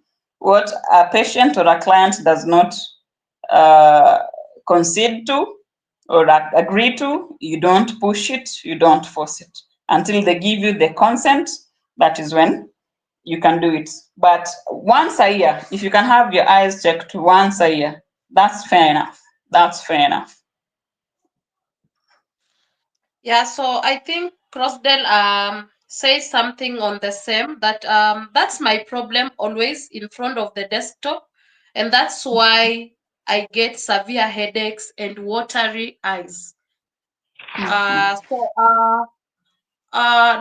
Concerning that, so many people complain of headaches, especially for us who are on screens all the time and every time. So we end up complaining headaches. So, but I love the fact that you have explained to us about the 2020 rule, because now I see it in broad. It is it is needed to be applied in several spaces in our digital setup. So, Yes. say something about headaches. How will we go about Mhm. it now that I have I have decided, you know what? I don't know about 2020 rule because I've not come up across the basic tips. I'm not an ophthalmologist. I'm not an eye specialist. I don't know anything about the 2020 rule. And now I'm Yes. getting headaches, a lot of headaches, especially when I am off the screens. How am I going to deal with that? Right. So headaches. The headache is a general term. But now, when you tell us a headache, we will ask prompting questions so that we know what type of headache you have. There is that headache that is brought about because of stress. There is that headache that is brought about because of hunger, because of dehydration. What else?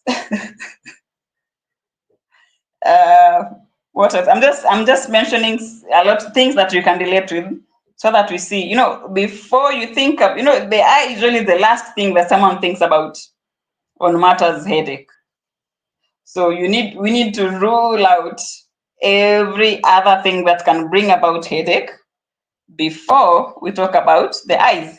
Now, how are your sugar levels? How is your blood pressure? When last did you eat? How are your sodium levels? Because if your sodium levels are low, trust me, you'll have a headache. So, how are your sodium levels? How much water did you consume the past 3 days? Have you even had water today? And do not tell me I had soda, I had tea, I had coffee. Those do not count as water. When we ask water, we mean water, H2O. How much water have you had since you woke up?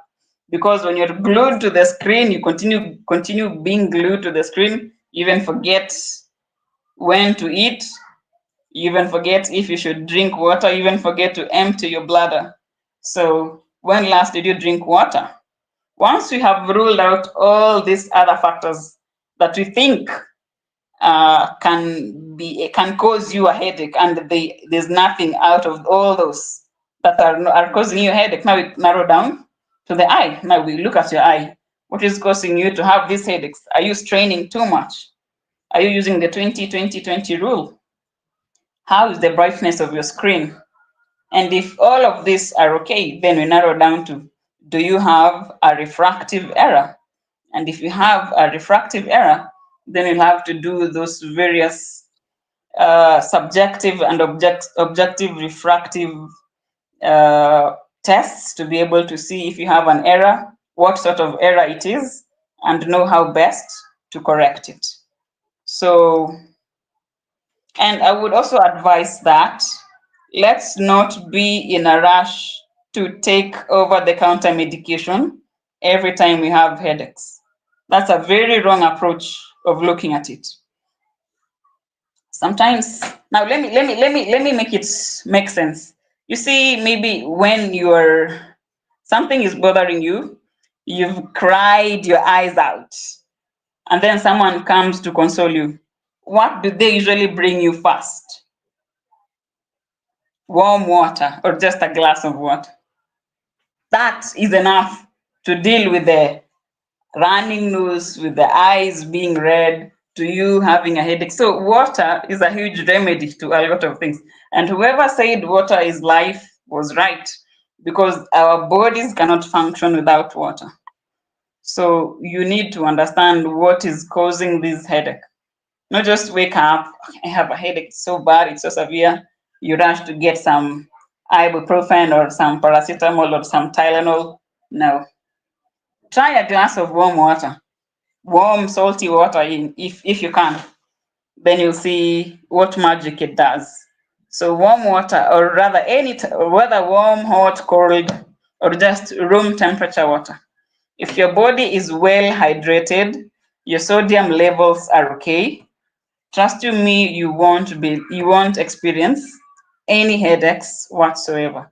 So let's desist from rushing for medication anytime we experience a headache. And if you feel you're well hydrated, you're doing everything that we've said as pertains the eye and the workouts, and still nothing is working, kindly just visit the nearest hospital and be checked out and see what is happening to you. Or even just leave the screen and go walk out. Enjoy your environment, just enjoy your scenery and come back. Sometimes stress can bring about headache, and not until your body moves, until you run, you jog, you skip a rope, you just do something that will involve you engaging all your body muscles physically. That burning headache will not disappear. So if you are that type of person who rushes to take medication anytime they have a headache, please resist, because too much use of medication also impacts the functioning of your liver. we wouldn't want you to hurt your liver this early because you still need it even in your old age. So kindly let's observe that. I'm pretty sure I've covered the headache bit extensively, not unless someone else has a question. Yeah, so mhm.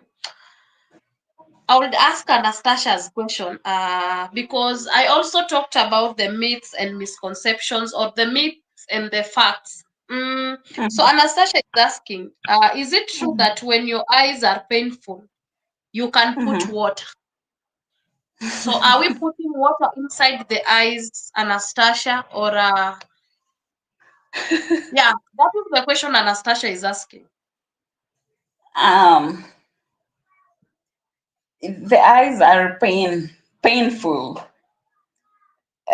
What sort of pain, and where are you experiencing this pain? You know, sometimes it's usually very hard to make a diagnosis over phone because there are some things we need to see for us to be able to know what exactly we are dealing with. Because if your eyes have pain, now you know I have to imagine this is Anastasia, this is how her eyes look like.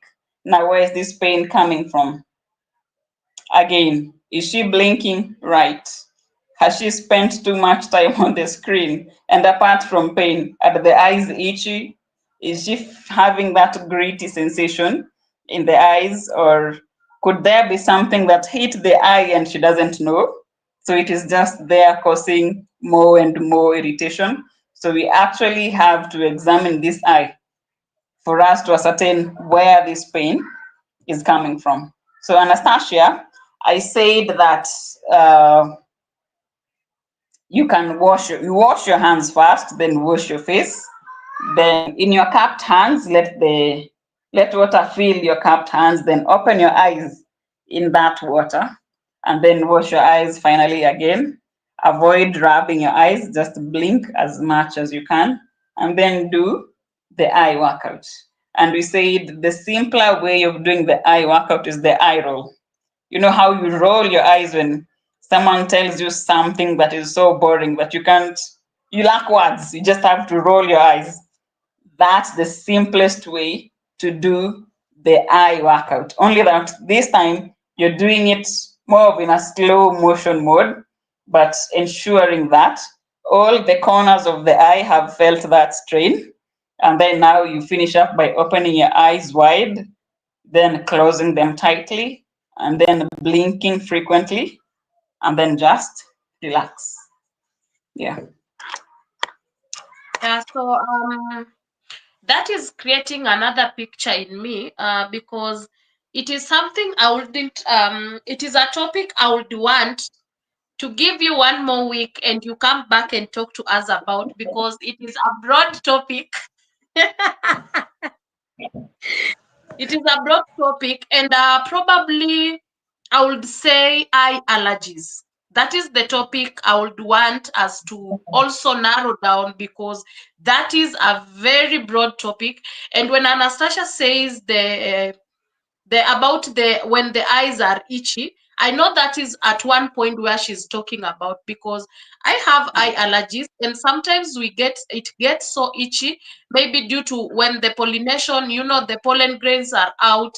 When you go out, maybe you get the dust on your road and all that. So you tend to be so itchy, and I'm rubbing and doing everything because I'm so irritated with all that. So I wouldn't want you to handle the topic right now, but it is just an emphasis of what Anastasia said. And the reason why I'm bringing in the eye allergy topic is because I remember an optician. I know you know the optician, but I wouldn't mention the name. An optician. It was so irritating, and I have eye drops that I was prescribed. When it becomes to that point, I can use them.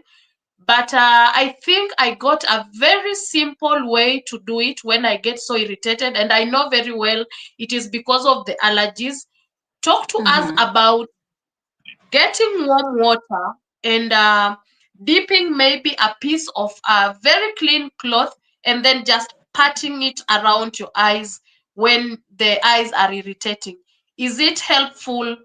Is it something you would advise us to do as a first aid at home before maybe it gets to us? Um, Now, wow, when you're talking about allergies, an allergy usually comes with or without inflammation or swelling. So, dependent on the severity, if the swelling is too much, that means that place is already hot, right? If you can hold, if for instance you've rubbed your eyes, you've done whatever you can do with your eyes because they're irritative, they're itchy, already the rubbing bit has made that place hot. I'll say hot in Yeah. quotes. Now this place is hot, and then you want to quiet it down or to cool it down. So when you want to cool it down, instead of using something cold, you use something hot. So you're adding heat onto more heat. You've just made it worse. I don't know if I'm making sense. I'm getting you. Yes. So something is hot, and then you Yeah. had something else hot. It's like you're aggravating the situation. Mm. So again, I will say, if you feel your eyes are itchy, I would rather you use ice. Just close your eyes and rub an ice cube or something cold on it, because we want to stop this heat from progressing. We want to make this place cool down. We want to make this place reduce the irritation or reduce the aggravating factor that is causing this place to be hot. So again, it depends on what instances you use this hot warm cloth, and in what instances you use this Yeah. cold Yeah. compress. Yeah. So again, like I said, we really need Mm. to examine and see what is it Mm. we're dealing with. Then we can advise Yeah. accordingly if you can go ahead and use the cold compresses Yeah. or the hot The compresses. Yeah. Yes. Okay, so I'll go to the questions. So Harrison is asking, what is Mhm. the light level or standard lighting that is healthy for the eyes? Mm, Well, I wouldn't give a specific amount of brightness because everyone is different. Our eyes tolerate light differently at different capacities. So it is for you to see or to adjust the light in your phone, tablet, or TV up to where you feel your eyes can accommodate. All right. So I wouldn't say adjust your light up to this point, reduce your light up to this point. We all have different thresholds. Probably my light accommodation is not your light accommodation. So it is you to gauge yourself and see which threshold I can be able to accommodate. Okay, thank you for that. And Triza is coming in saying hi from Washington, D.C. Hello. And then Crossdale says, I was prescribed a special glasses which help with the glare from the Mhm. computer, and as a result, the headaches reduced significantly. Right. Yeah. That makes sense.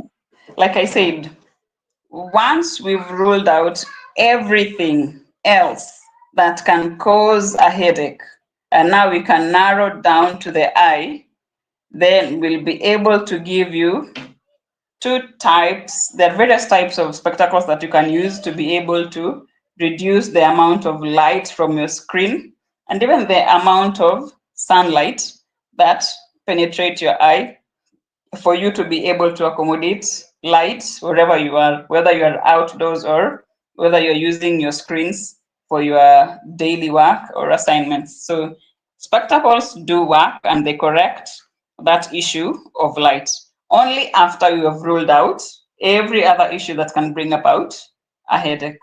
And you realize that if you have a refractive error that hasn't been corrected, even when you follow all these healthy habits and the 2020 rule, that headache will still be there because your eyes are trying to communicate. There's something happening in your eyes that you need to correct, but you may not know until you visit an eye care practitioner. Then they'll be able to tell you this is happening, or you can actually know. It's only that maybe you assume because you're like, at a near distance, I can see clearly, but the farthest objects, I can't be able to see them well. Whereas the someone else will tell you, I can barely see objects near me, or I see them as blurry. But objects farther away from me, I can be able to see them clearly. So if you come to the eye units or visit your ophthalmologist or your optometrist, whoever is close, they can actually be able to help you know what it is that is making you have near blurry vision or far away blurry visions, and we can be able to help correct that, and you'll have no problem with your vision. Yeah, so and Anastasia is just is asking, so I'm asking because Jennifer has eye problems and I don't know where she gets this thing of putting water inside her eyes when it is painful. Maybe when she don't use probably she does this when she's not using the miwani. So I think that is why Anastasia is concerned, because Right. I think Jennifer does this and then it works for her. And that is why Anastasia is concerned. Is it the right way to go? Or what else? What other measure should she take now that she has gotten to even that point of having the glasses on? Right. So you see why we usually hesitate to prescribe spectacles is because there are those myths that if you wear spectacles, you'll become blind or your vision will deteriorate or become worse with the time. That is a myth. The fact is, if you are given prescription spectacles and you do not use them as they were prescribed, that is when your vision will deteriorate. Because those, let's say you have a stomach bug, or maybe you've been diagnosed with something to do with diarrhea, and then you're given medication to help stop with the diarrhea. But you go home and have the medication placed in the shelf. Are you helping the diarrhea or not? For as long as you're not taking the diarrheal medication, the diarrhea will not stop. But once you start taking your diarrhea medication, the diarrhea will stop. So the same thing applies to the eye. If these spectacles were given to you to aid with your vision, then you need to use them as prescribed. But if you wear them when needs be, then you're not helping your eyes at all. So you'll always have those irritations, those itchiness, and the gritty feeling. And you always have that urge to rub your eye. And you see, one of the advantages as to why we prescribe spectacles is, assuming you're wearing spectacles, or whoever is viewing us from wherever they are, they have spectacles on. Try rubbing your eyes. What will you hit? Your glasses. So that is a reminder not to rub your eyes at any given point, because your glasses are a barrier to you rubbing your eyes. So you see, in one way or the other, we've somewhat curbed the urge to rub the eyes. So, and then why is she? It's not bad. Water is life. Again, it's not bad to use water, to drop water in the eyes. But now, when she's dropping water in the eyes, has she washed her hands? How is her hydration status? Has she cleaned her face? There's a lot of things we need to understand. And then also, like we said, we'll cover it in another session. Allergic conjunctivitis or eye allergies has got various grades. So it's dependent on what grade her allergy is at. If it's the minimal grade, then she won't have to worry much.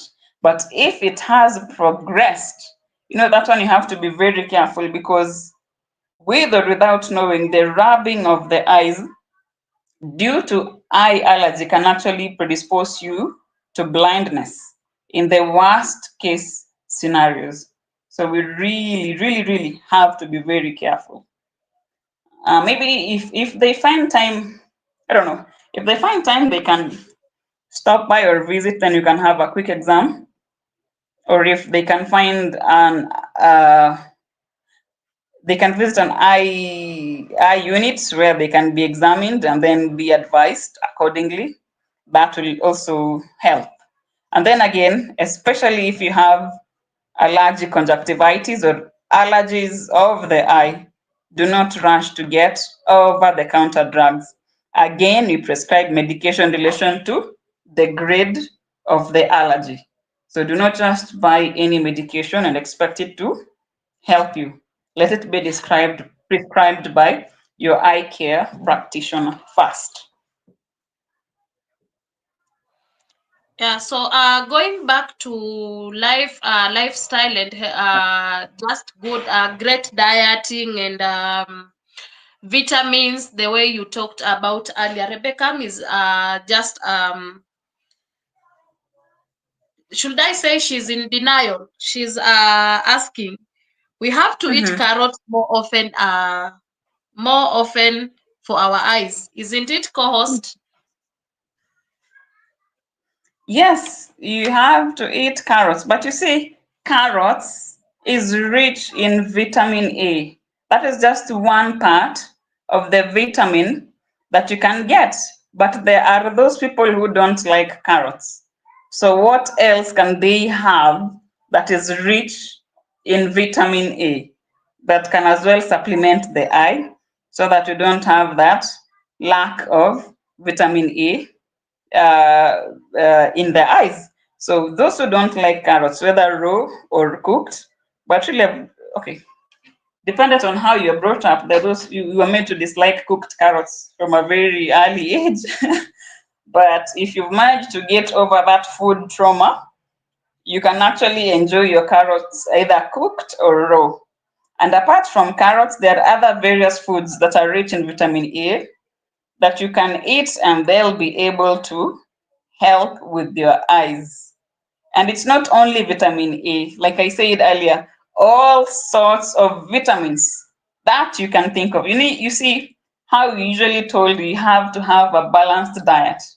Whatever it is you're eating as a balanced diet, how I wish you had a nutritionist in this panel. Whatever it is you're having as a balanced diet is not only helping your gut health. This food will be broken down into various particles and minerals that will be transported from the digestive system into your eyes. So whatever you eat doesn't only help your digestive system, it is nourishing your entire body. So do not focus on the eye as a part or your gut health as a part. It works as a whole unit. Like I said when we began, your body is like a machine. Your body is like a computer. You give it garbage, it will give garbage back to you. So you have to be very careful with what you ingest, because whatever it is you ingest, your body will give it back. So if you're not having a healthy diet, you don't expect to have healthy bones, you don't expect to have a healthy skin, and definitely you will not have healthy eyes. So it is a whole, your body as a unit, not in parts. Yeah, and I had to ask a question because you talked about the myths and the truths, or the myths, the facts, and the misconceptions and everything. So I Right. have this question: is reading in dim light an issue with the eyes? Well, The question is, who is reading in dim light? And why are they reading in dim light? And what is it they are reading in dim light? Because if it's a novel, a newspaper, that's different from when it's a tablet, it's a laptop, or it's a phone. So are you reading in dim light by choice, or is it circumstances? Or what are the circumstances that have made you to read in dim light? And at what age? This person reading in dim light, what is their age? Are they young or are they old? Because as you do realize as you age, I'm going to use an example of our parents. Brightness of the phone is maximum. Volume of their phones is maximum. You know, like I said, as we age, our body also ages. Our hearing somewhat deteriorates, our vision somewhat deteriorates. So we need more light, we need more volume to be able to see what we're looking for in the phone, to be able to hear. And that we see most of the time our parents, when someone is calling, you're far away, but you can hear whoever is talking on the other side because the volume is at maximum. So now, reading in dim light, you do understand that our eyes have the capability to adjust in bright light and in dim light, hence the function of the pupil. It can contract in bright light and dilate in dim light.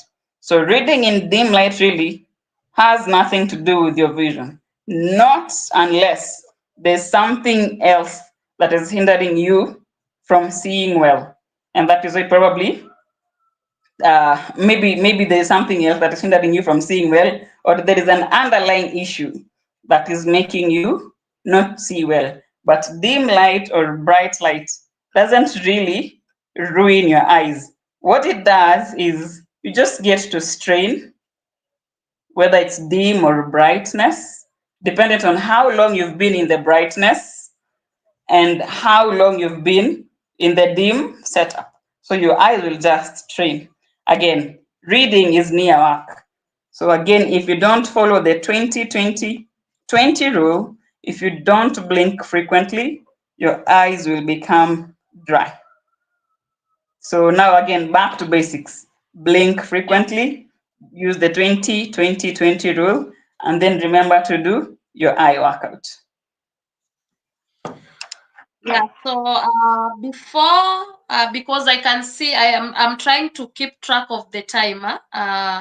So before I ask the second last and last question, Right. I will just again put a disclaimer across that the views and opinions expressed in this interview are those of the guest, who is a clinical officer specializing in Eye the care. field of ophthalmologist, and are intended for general information and education purposes only. This content does not constitute medical advice, diagnosis, or treatment, and the viewers are encouraged to consult with a qualified healthcare provider for personalized medical guidance. So, getting away to our finish line. So, Rebecca said that yes, healthy lifestyle is a choice. And I think it is no longer a choice. Healthy lifestyle is no longer a choice. I think it is a mandatory thing. For me, I would say that we need to choose a healthy lifestyle when it comes to our bodies. So Harrison asks again, which one would you advise for persons with myopia or hyperopia, eye lens or spectacles? Again, Yes, like I said, a broad topic again. yes, the eye is a very small organ, but it's very, very wide, and each topic is very massive, very expansive. And until we meet the patient, we we can't really say, because we need to examine the patient, we need to manage their expectations, And then we also need to give them options. There are those who will opt for spectacles, there are those who will opt for contact lenses, and there are those who will opt for laser surgery. So until we have a sit down, give you the pros and cons, give you the options that we have, then it is for you to decide. And then again, it's also dependent on how the state of the eye at that particular moment when we are examining the client. So you don't just wake up and tell you will use glasses, you will use spectacle, you will use lenses. We will have to evaluate everything with you, show you every step that we take. Then with that, you are the one who will guide us on what to use or what you feel is best for you. Not unless it's actually a dire situation where we have to step in and do it for you before you lose your vision. But otherwise, it is majorly upon the client to decide what works for them. Okay, and we'll dive into. I don't, okay, before we conclude and all that, I just want to say again, thank you so much for this information, because I know even the people who are there, because that is I love the fact that when I say that I'm going to have these topics, I always say that it is not going to be a me and a co-host topic, but it is a whole topic whereby we are having engagement. And I really love the engagement on this, because I see people can relate when we are saying let's do this, people are doing it. And then we are also getting in that space whereby we are realizing the things we have been underdoing, the things we need to do, and the things we have been overdoing. So I just want you to give a quick, now that we are in this space whereby paperwork is so minimal. I think like right now, paperwork is like 10, should I even say 10%? So paperwork is 10%. And now people are in this space whereby their computers are here. You are walking out of your house, you are going to work. You just left, you just woke up in the morning. Oh, I have to catch up with some news. You are on your phone, you are on your televisions, you are on your laptop, you are everywhere where light is exposed. You walk out shortly, you get to your workplace. Most standard working time is 8 hours. I want you Right. to give me a quick tip for those people who spend 8 hours in front of a screen every day. Right. It's very simple. Again, back to basics. The 20-20-20 rule. Blink Yes. very often, do your eye workouts, and hydrate. Hydrate as much as you can. And also, those people who spend most of the time in front of a screen usually have breaks, maybe tea break or lunch break. You can have those breaks that you don't spend in front of a screen, not even your phone. Just enjoy your lunch, enjoy your scenery without looking at your phone, without looking at your tablet. And then again, during this time, you are looking at the farthest object that you can. That way, you're relaxing your eyes. Because even when you're spending 8 hours in front of a screen, of course, you have the washroom breaks. That break of standing up, stretching your legs, walking to the reception and back. You've stretched, you've relaxed your eyes, and then back to your screen. 20-20-20 rule is essential as long as you're using a screen. Blink as much as you can and remember to hydrate. Hydrate, hydrate, hydrate. And then again, something that I mentioned a little bit earlier, before you go to bed, have a no screen rule 1 hour before bed. No screen rule, if you can. 1 hour before bed, switch off everything, your TV, your laptop, your tablet, your phone. Just have a 1 hour before bed time, no screen near you. No screen whatsoever. Let your eyes relax. Let your eyes rejuvenate. Let your eyes just enjoy the darkness. Your eyes will appreciate. You'll wake up relaxed. You will wake up so feeling very refreshed, because if you go to bed and you're still holding your phone, chances are you'll binge watch until 3 a.m. in the morning. And then when you wake up, your eyes, you don't want to look at anything. You're barely opening your eyes. You want to rub your eyes. Light is irritating. Your day is spoiled already because you binge watch. And then when you're in bed, your phone is somewhere here, so you can imagine that distance of your phone and your face. That's too much. You're really straining your eyes. So 1 hour, no screen time, 1 hour before bed, your eyes will thank you. But just remember the basics: 20-20-20 rule, the eye workouts, and then hydrate as much as possible. So my brother Crossdale is like, so Ita, you know what? This thing is hard. This thing of 2020 rule. And yet most of the time you find that when we are in our working stations, there are sometimes maybe there are companies or places where people work, and the boss is all over. So now, how am I closing my eyes for 20? How am I now just looking off the screen for the next 20 minutes after focusing for 20 minutes? And what time am I getting this time for looking very far away for? All right. Yeah, Okay. yeah. Let me correct that. The 20-20-20 rule.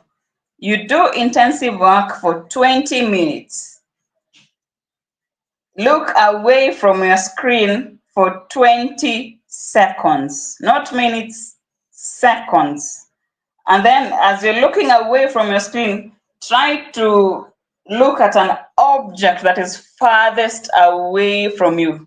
So 20 minutes intensive work, 20 seconds looking at an object that is 6 meters or farthest away from you for those 20 seconds, and then back to your screen. It's very doable. It's usually hard until you try it. So I'll request you to try it. It's very doable. It's very doable. Yeah, And so if you and see, sorry, if you feel that rule is too hard for you, which I don't think it is hard, the washroom breaks, the tea breaks, the lunch breaks, don't even carry your phone with you. Just eyes away from the screen and do your eye workouts. That should help. now not all the people who are in the bushes now are coming out of the bush. And oh my God, guys, imagine we are being told to hydrate. I think the co-host is almost 2 liters of the bottle done, and we are here staring at her. So I think that is a great example being served here. And so the people in the comment sections are like, okay, content creators. Some of us, I am, like, let me say Rebecca is live. And I'm like, Rebecca, I am here. And my phone Hmm. is holding, my hand is holding the phone, and my eyes are doing the do. So we even fall asleep with we fall asleep with our phones in our hands.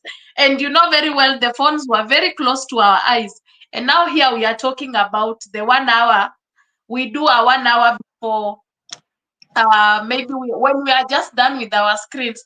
So I think, oh my God, it is for content creators. I don't know, but we are getting into these basic tips of eye care. I think we just need to try out.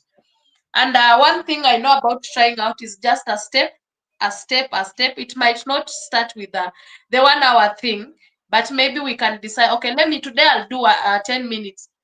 So I think for content creators, we have to do that and just try it out. And then Crossdale is just saying, the things I'm saying, the things you people are saying, they are hard because the television puts me to bed at night.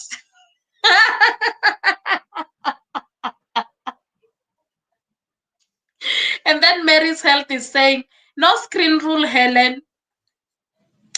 20 seconds rules. And then my lunch break, I eat at my desk and catch up on YT. Imagine the content creators. The content creators, you have been given and told you have 30 minutes for your lunch. But you know what? I am at work and I still need to support my fellow content creators because they support me too. So I choose, I'll go pick my food, or maybe if I carried my food from home, I'll just open my food there and then I eat there. And you remember, I'm now not away from the screens because my desktop is here, my food is here, and I am busy watching. What is Soita doing? What is Rebecca doing? Mary's health is live.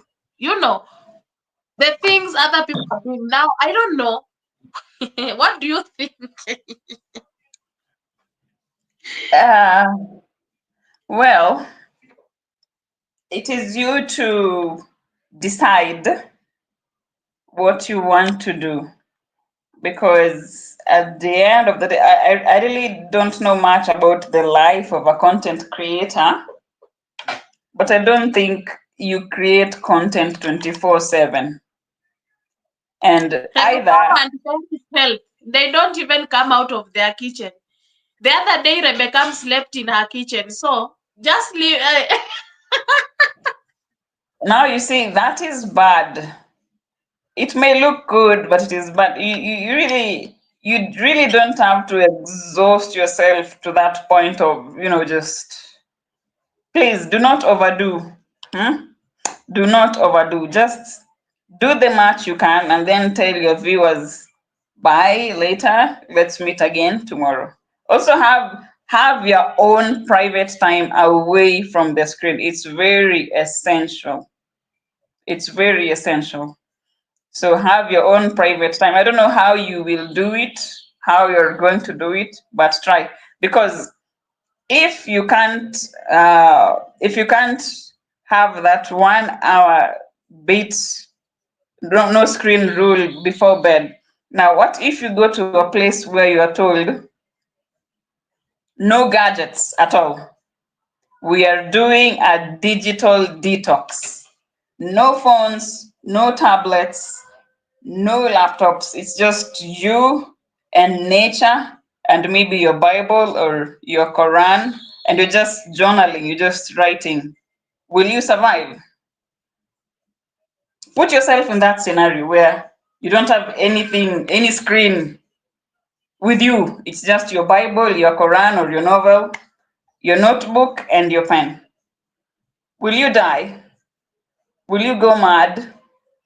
Or will your life end? Not really. It won't. So try. If you think 1 hour is intense, then try the digital detox. Now that is more intense than the 1 hour rule. But for content creators, I don't know how you will do it, but try. Because at the end of the day, you need to love your eyes. You need to take care of your eyes. I don't know how you'll do it, how you're going to do it, but just try as much as you can to protect your eyes. Sleep is paramount. Your eyes are very important. So now, if you do too much screen time until your eyes can't do anything anymore, they've strained their way out, you don't even want to see light. How are you going to function the next day if you don't give your eyes a rest? If you do too much, there's something called burnout. Burnout is not just the body, even your eyes shut. You touch your phone and your eyes are closing. You touch your laptop and your eyes are closing. That's burnout. It doesn't only happen to the body, like it's not in part, it's your body as a whole. Your child asks you something and you're just staring at them blankly because you're not even understanding what they're saying. They're saying something, you see their mouth moving, but your ears are not even listening to what they're saying. It's like you've switched off completely. So I wouldn't want someone to have a burnout just because of content creation. You really need to value your resting time. It's very crucial because if you rest well, then you'll be able to be productive your next day. Wow. The conversations that you would want them to go for the longest time, because I think each and every conversation is bringing out something that is really hitting so hard, because you are relating it, and we are in that space. Because like right now we are in that digital space where you are not moving out of your laptop, you are just stuck there. And I love the fact that I think like almost 5 of the questions that I've asked, you still take us to the basics. And at this point, I've learned the basic. I've learned about the 20-20-20 rule, the eye massage, the eye workout, and then the hydration. So Mary's health is here, and she once said something that it is still so. You see those words of wisdom that someone would say, and then it is not the word that you're using at your current state that you are in, but it is a word that can even get you out of your comfort zone because you want to keep up with that thing. So she said, don't drink water because you want water or you feel thirsty. Don't drink water because you feel thirsty. Drink water because you need water. So I will still repeat it because it has been one of the most basic tips for our healthy eye care. The co-host has talked about the hydration part. So I'll just remind you about that. Don't drink water because you are thirsty. Drink water because you need water. And then you also talked about so many things on our in our space, especially the aging part. And I remember I was telling someone, we were just in a conversation and we talked about it, that embrace aging because it is an opportunity that is denied to so many people. I've seen people who are aging and they start complaining, I'm growing so old, I don't want to be older. I am growing old on daily basis. So we are complaining of growing older, and yet it is an opportunity that has been denied to so many. So let us embrace growing and aging gracefully. And for us to age gracefully, these are the tips that we have been given. The co-host said when she started that the eye is a very small organ, and most of the time we don't pay attention to it, but we have so much. We have so much to do about eye care for us to be in that healthy space. So, Soita, now as we come to an end, what would you want? Sorry, let me just go through a comment. Maybe there is someone who has said something. And guys, let me know. Talk to Soita if she drops. If you have any last question you would want to put across, ask her and just give her her flowers. I know the people whom we started with on this live stream have been here because the topic has been so interesting and very relatable in our daily basics. So you can just tell her something, or maybe you can ask her something. Welcome, Goga. Thank you for stopping by. Be okay. Thank you so much. And then Goga says that Anastasia, it is a very good proposal, even once a week. What did where Goga kuna zenye sitaweza? What? Okay. Let me get the conversation from the top. Let me get the conversation from the top, then I can get to understand. Okay. So my lunch breaks, I've read about Crossdale, life of a content creator. Yes, be okay. Stopping in to say hello. Thank you, be okay.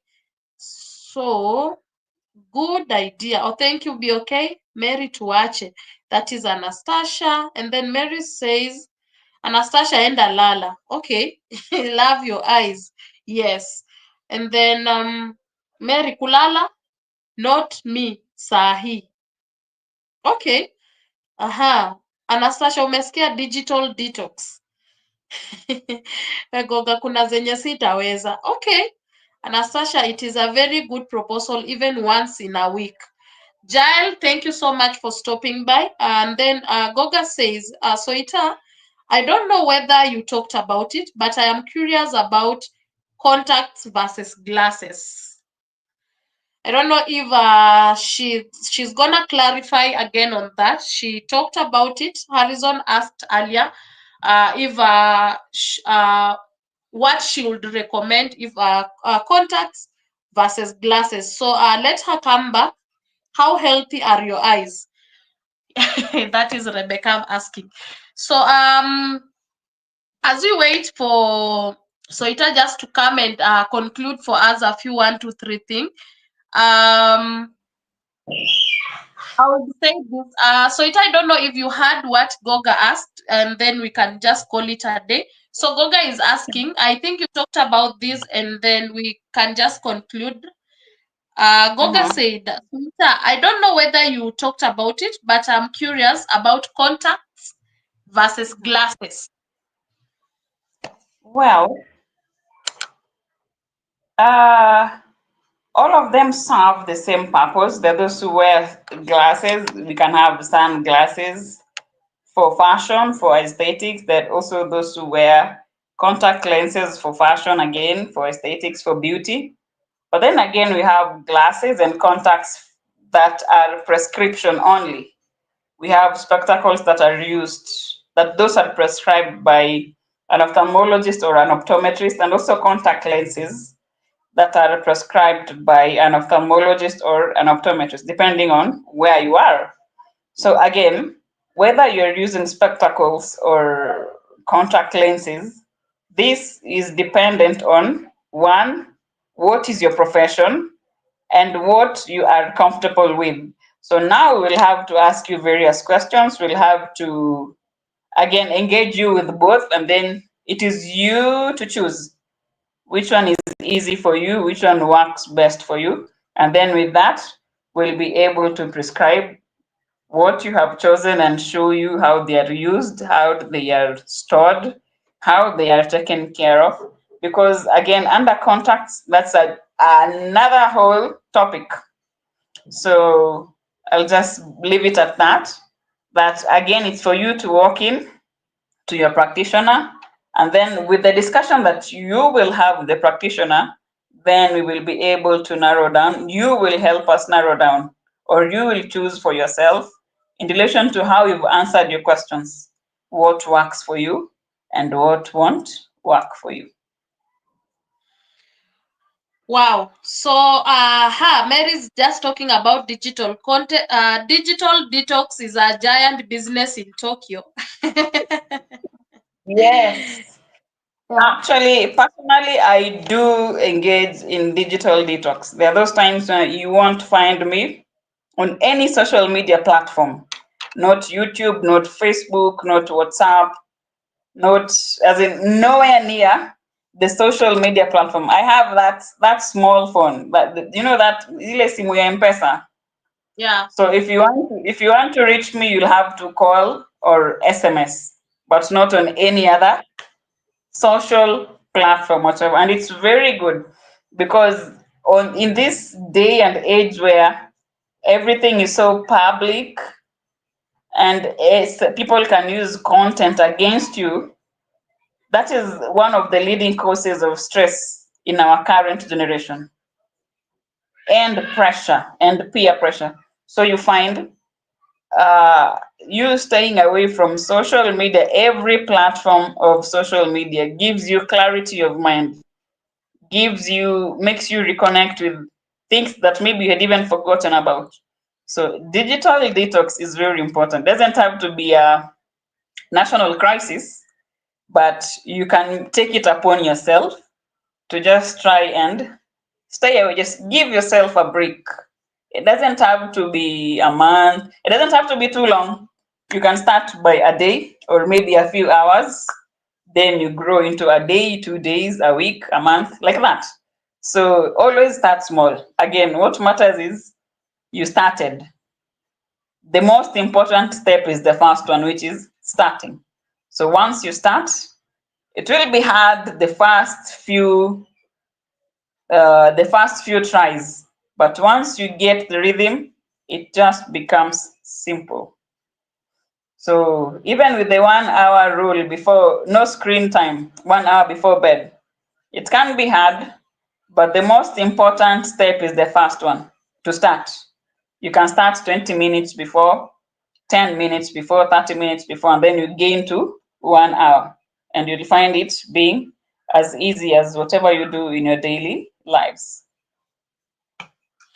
Yeah, and Rebecca is saying she has an issue with the sunglasses because most of the time on her indoors, because being a content creator, most of the time she's in sunglasses when she's indoors. And then Goga tell her, so Rebecca, you mean you are a celebrity in your house?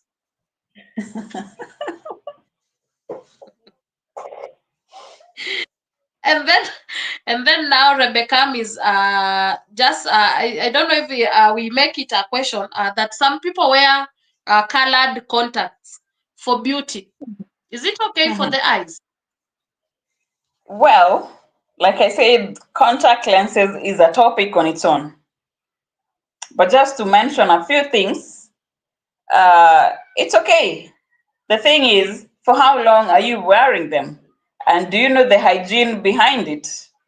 And how many contact lenses do you have? Colored contact lenses do you have? So the duration you are using them, apart from duration, the hygiene behind it, and where you bought them from. Because again, all right, let me leave it at that because if I delve in deep, I will stay another 2 hours here. Yeah, so Rebecca is saying, wow, co-host, the sun on you is representing the core identity. Personality express themselves to the world. Yeah, I love my kitchen because I get to enjoy the evening sun while in my kitchen. So it's a privilege. Wow, that's so nice. So wow, wow, wow. Thank you so much.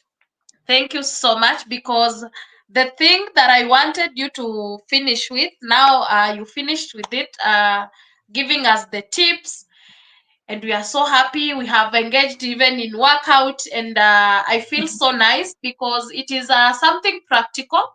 Especially, I think, especially the time we are saying about the 1 hour break is the time we can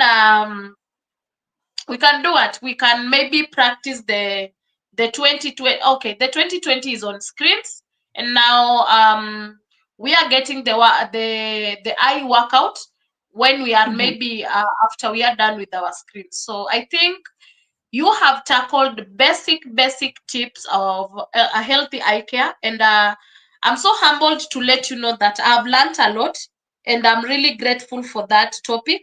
It has really enlightened me so much, and I've got to learn a few 1 to 3 things because I'm not in that field, and we really rely on so much that we get from people, that we are told from doctors or maybe opticians and people around us. So you get that we are in this space, something is happening, but we are not informed. So this has been a great session, and I really want to appreciate you so much, the fact that you've taken your time just to come talk to us and just share the information with us. We don't take it for granted, and Herbs and Spice Kitchen is still blinking. She has made it a routine, and that is what we love. The fact that I can sit down and I'm like, okay, Helen, have you blinked? And then I'm like, okay.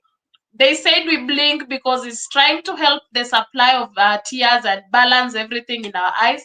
So I'm so happy and I'm really grateful. Tolman, I see you. Thank you for stopping by.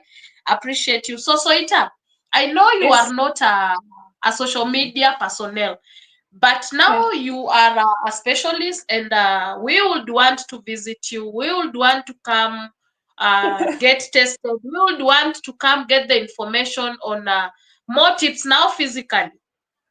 Where are we getting you? Okay, just talk to us as you finish. talk to us and then just tell us where we get you, whatever. Just say, tell us something. Well, um, thank you so much for asking. Currently, I just completed my course in ophthalmology, and I look forward to graduating this year. So Congratulations. currently, thank you so much. Currently, I'm not practicing. I am full-time mom at the moment. But if you feel like you need more information, more questions, I think I can share my email with you. Then maybe you can send questions and whatever you need to know, and then I'll just reply via the email, and then we can be able to engage further. Or if you feel like you need another talk on various issues, you can organize with Helen, and then we can see how to go about it. Yeah, and I'm so sorry for so sorry to drag you behind a little bit. Giles, so sorry. I saw this question. I had to highlight it, and she's asking, can she talk about retinitis pigmentosa and if it is correctable? Retinitis pigmentosa, this is a genetic condition, and sadly, it is not correctable. And the best we can do is try to preserve the vision that the patient or the client presents with at that time in the clinic.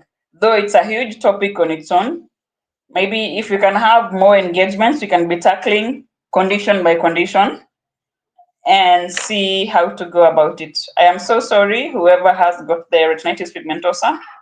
This is a genetic condition that really, there's nothing much we can do about it. Well, in Kenya here, we are limited. I'm not so sure about the US, but ideally, most genetic conditions are actually very hard to tackle. And just the way we have various researches and lab tests and laboratory researches and tests being done of other conditions is the same way people are delving in various researches on conditions relating the eye. So if in any case we happen to find something that can be able to reverse the retinitis pigmentosa, that can be a huge breakthrough, especially in the eye care. But at the moment, we really there's nothing we can do about it. Okay, thank you about for that. Thank you about the information, and you have some compliments on the screen. Goga says that she's good. Helen, she must come back. I think that one we are done. We are not talking about it. We are done with that. We are not talking about it. And I said that there is a topic we left pending because it is a very broad topic, and I would want you to talk about allergies. Meanwhile, allergies before I get people's questions, because I would this live stream will be public, and I would want you guys, if you have any question or if you have anything about healthy eye care or eye care in general, just come back on this live stream and then give me the questions, or for those who we communicate, you can let me know what you would want us to talk about, because we tried just to narrow down on health basics, the basics, and then the tips about healthy eye care. But I know eye is a small organ, but it is so broad and very wide, because we also have another pending topic that we talked about, the diabetes and eye health. So I think at that point we will also need a nutritionist with us. We'll work on that so that it can be a very productive talk. So people really want you back. Herbs and Spice agrees with Goga that I automatically agree with you. And Herbs and Spice says that, Rebecca, I'm so nervous. Hopefully I can sleep tonight. I know, Herbs, I know what you are talking about. And then Habs, we got this. You got his tribe vibes are yeah. Rebecca, you got this. So that's a great idea, Helen. Thank you, Crossdale. And thank you so much, everyone. So, Soita, at this point, you have to promise us that you are coming back, and at one point or another, we might break the topics, and then we just see what to start with, and then what to follow at the right time. So you have to promise us, and then you just tell us bye. Oh Lord. Well, I really don't make promises, and Helen, you know it. But it would be nice for us to learn and engage, because also in this platform I'm reminding myself about a lot of things. It's a nice platform, and I'll definitely be back with whatever it is you want us to talk about, you want us to engage in. And I'm also looking forward to learn from you. Yeah, yeah. So this one, and then I leave you. Rosdell has said part 2 next week, same time. Oh Lord.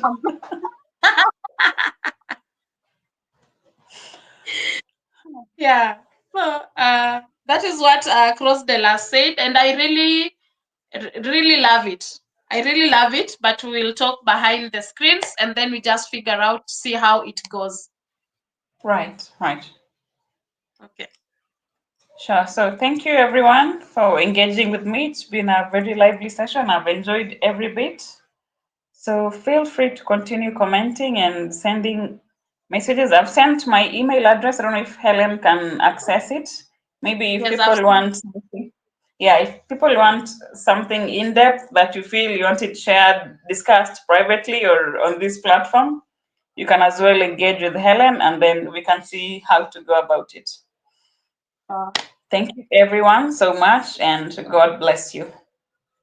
blessings to you too. Right. Yes, and I am full on the screen. Thank you so much, guys. I really appreciate it. I'm so humbled. I'm really grateful, guys.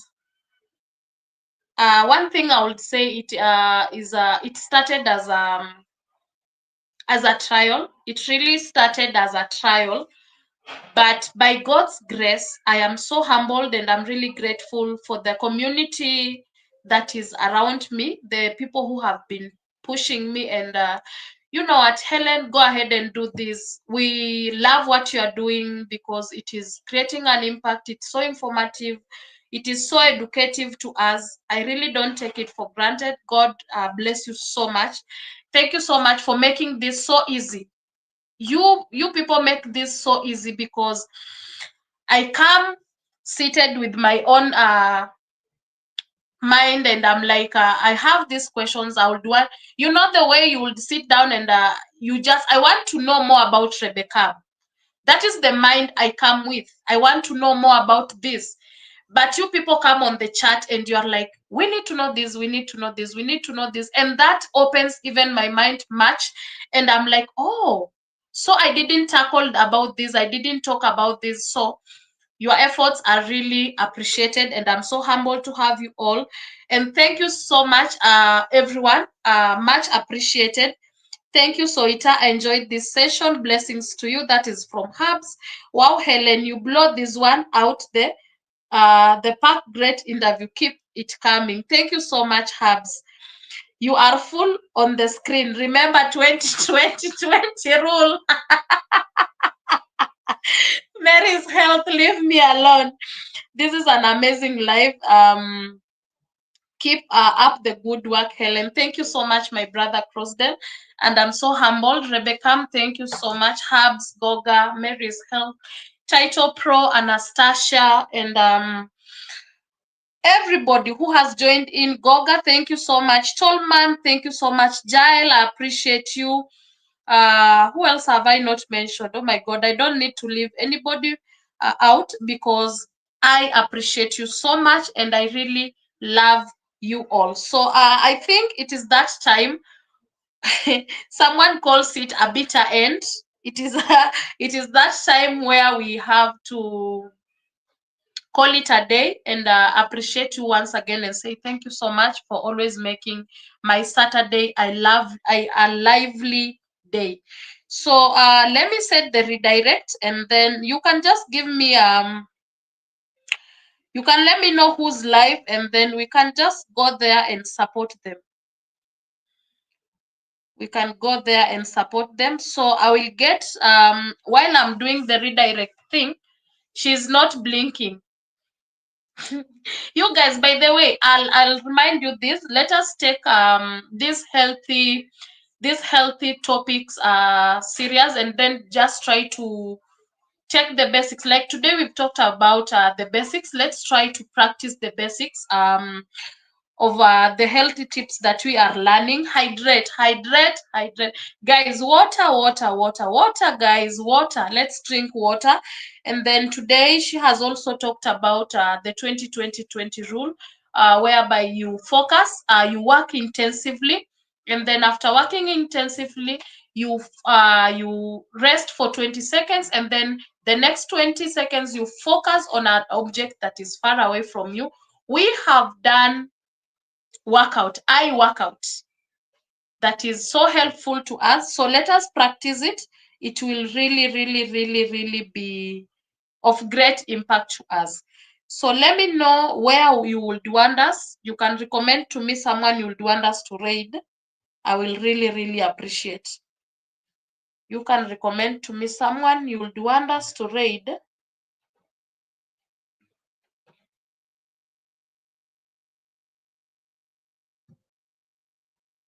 I'm trying to look on my options, on my side of options, so that we can set the redirect. My options are somehow limited, but you can let me know. Let me know where we can go. Let me see if you have maybe.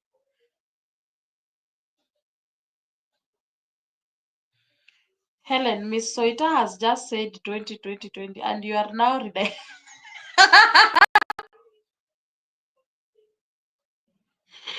No, it's okay. Let's go to Blessed. Let's go to Blessed Life Journey. Let us go to Blessed Life Journey. Thank you, Rebecca. Thank you for that.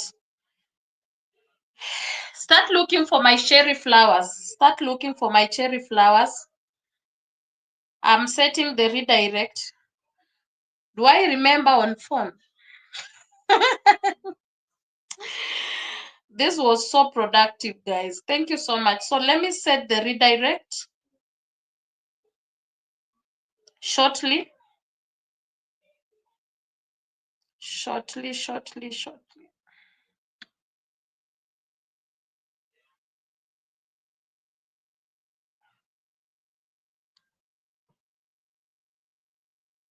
Are you friend with Didi Ratiti?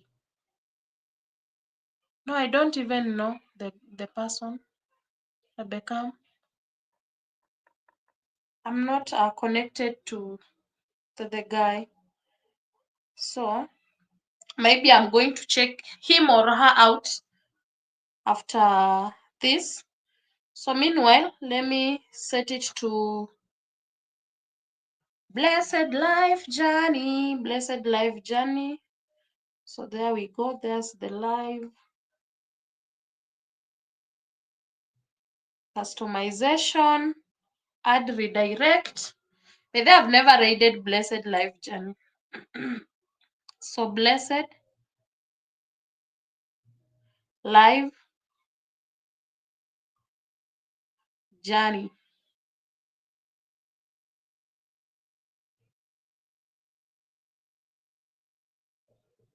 The 20-20 rule said we don't look closer to the screens.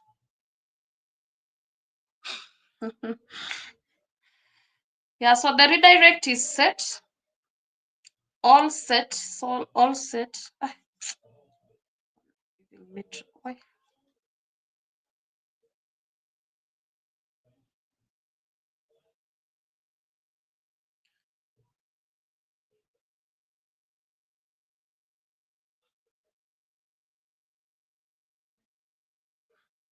Yeah, so yeah, thank you, Rebecca. No. Okay. Helena Koya Soita Raid. Oh my God. I've seen something. So I'll have to screenshot this. And then let me just write it down. Belinda asked, but I know it is a very broad topic. So Belinda asked a question. I tried to causes of eye infections and diplopia. So I think I will include on my next questions. So it is Soita and Akoya Raid. Rebecca, come here. So it is Soita and Akoya Raid.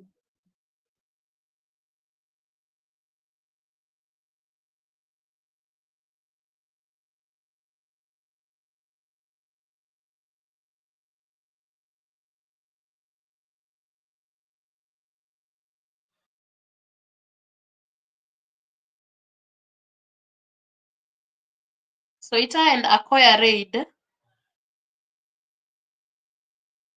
There we go. Let me copy it. And there we paste. So we are going to Blessed Life Journey. We are going to Blessed Life Journey. And once again, thank you so much, everyone, for stopping by. Much appreciated. I love you so much, and I really appreciate you all. Essie, Essie, welcome, Essie, and bye.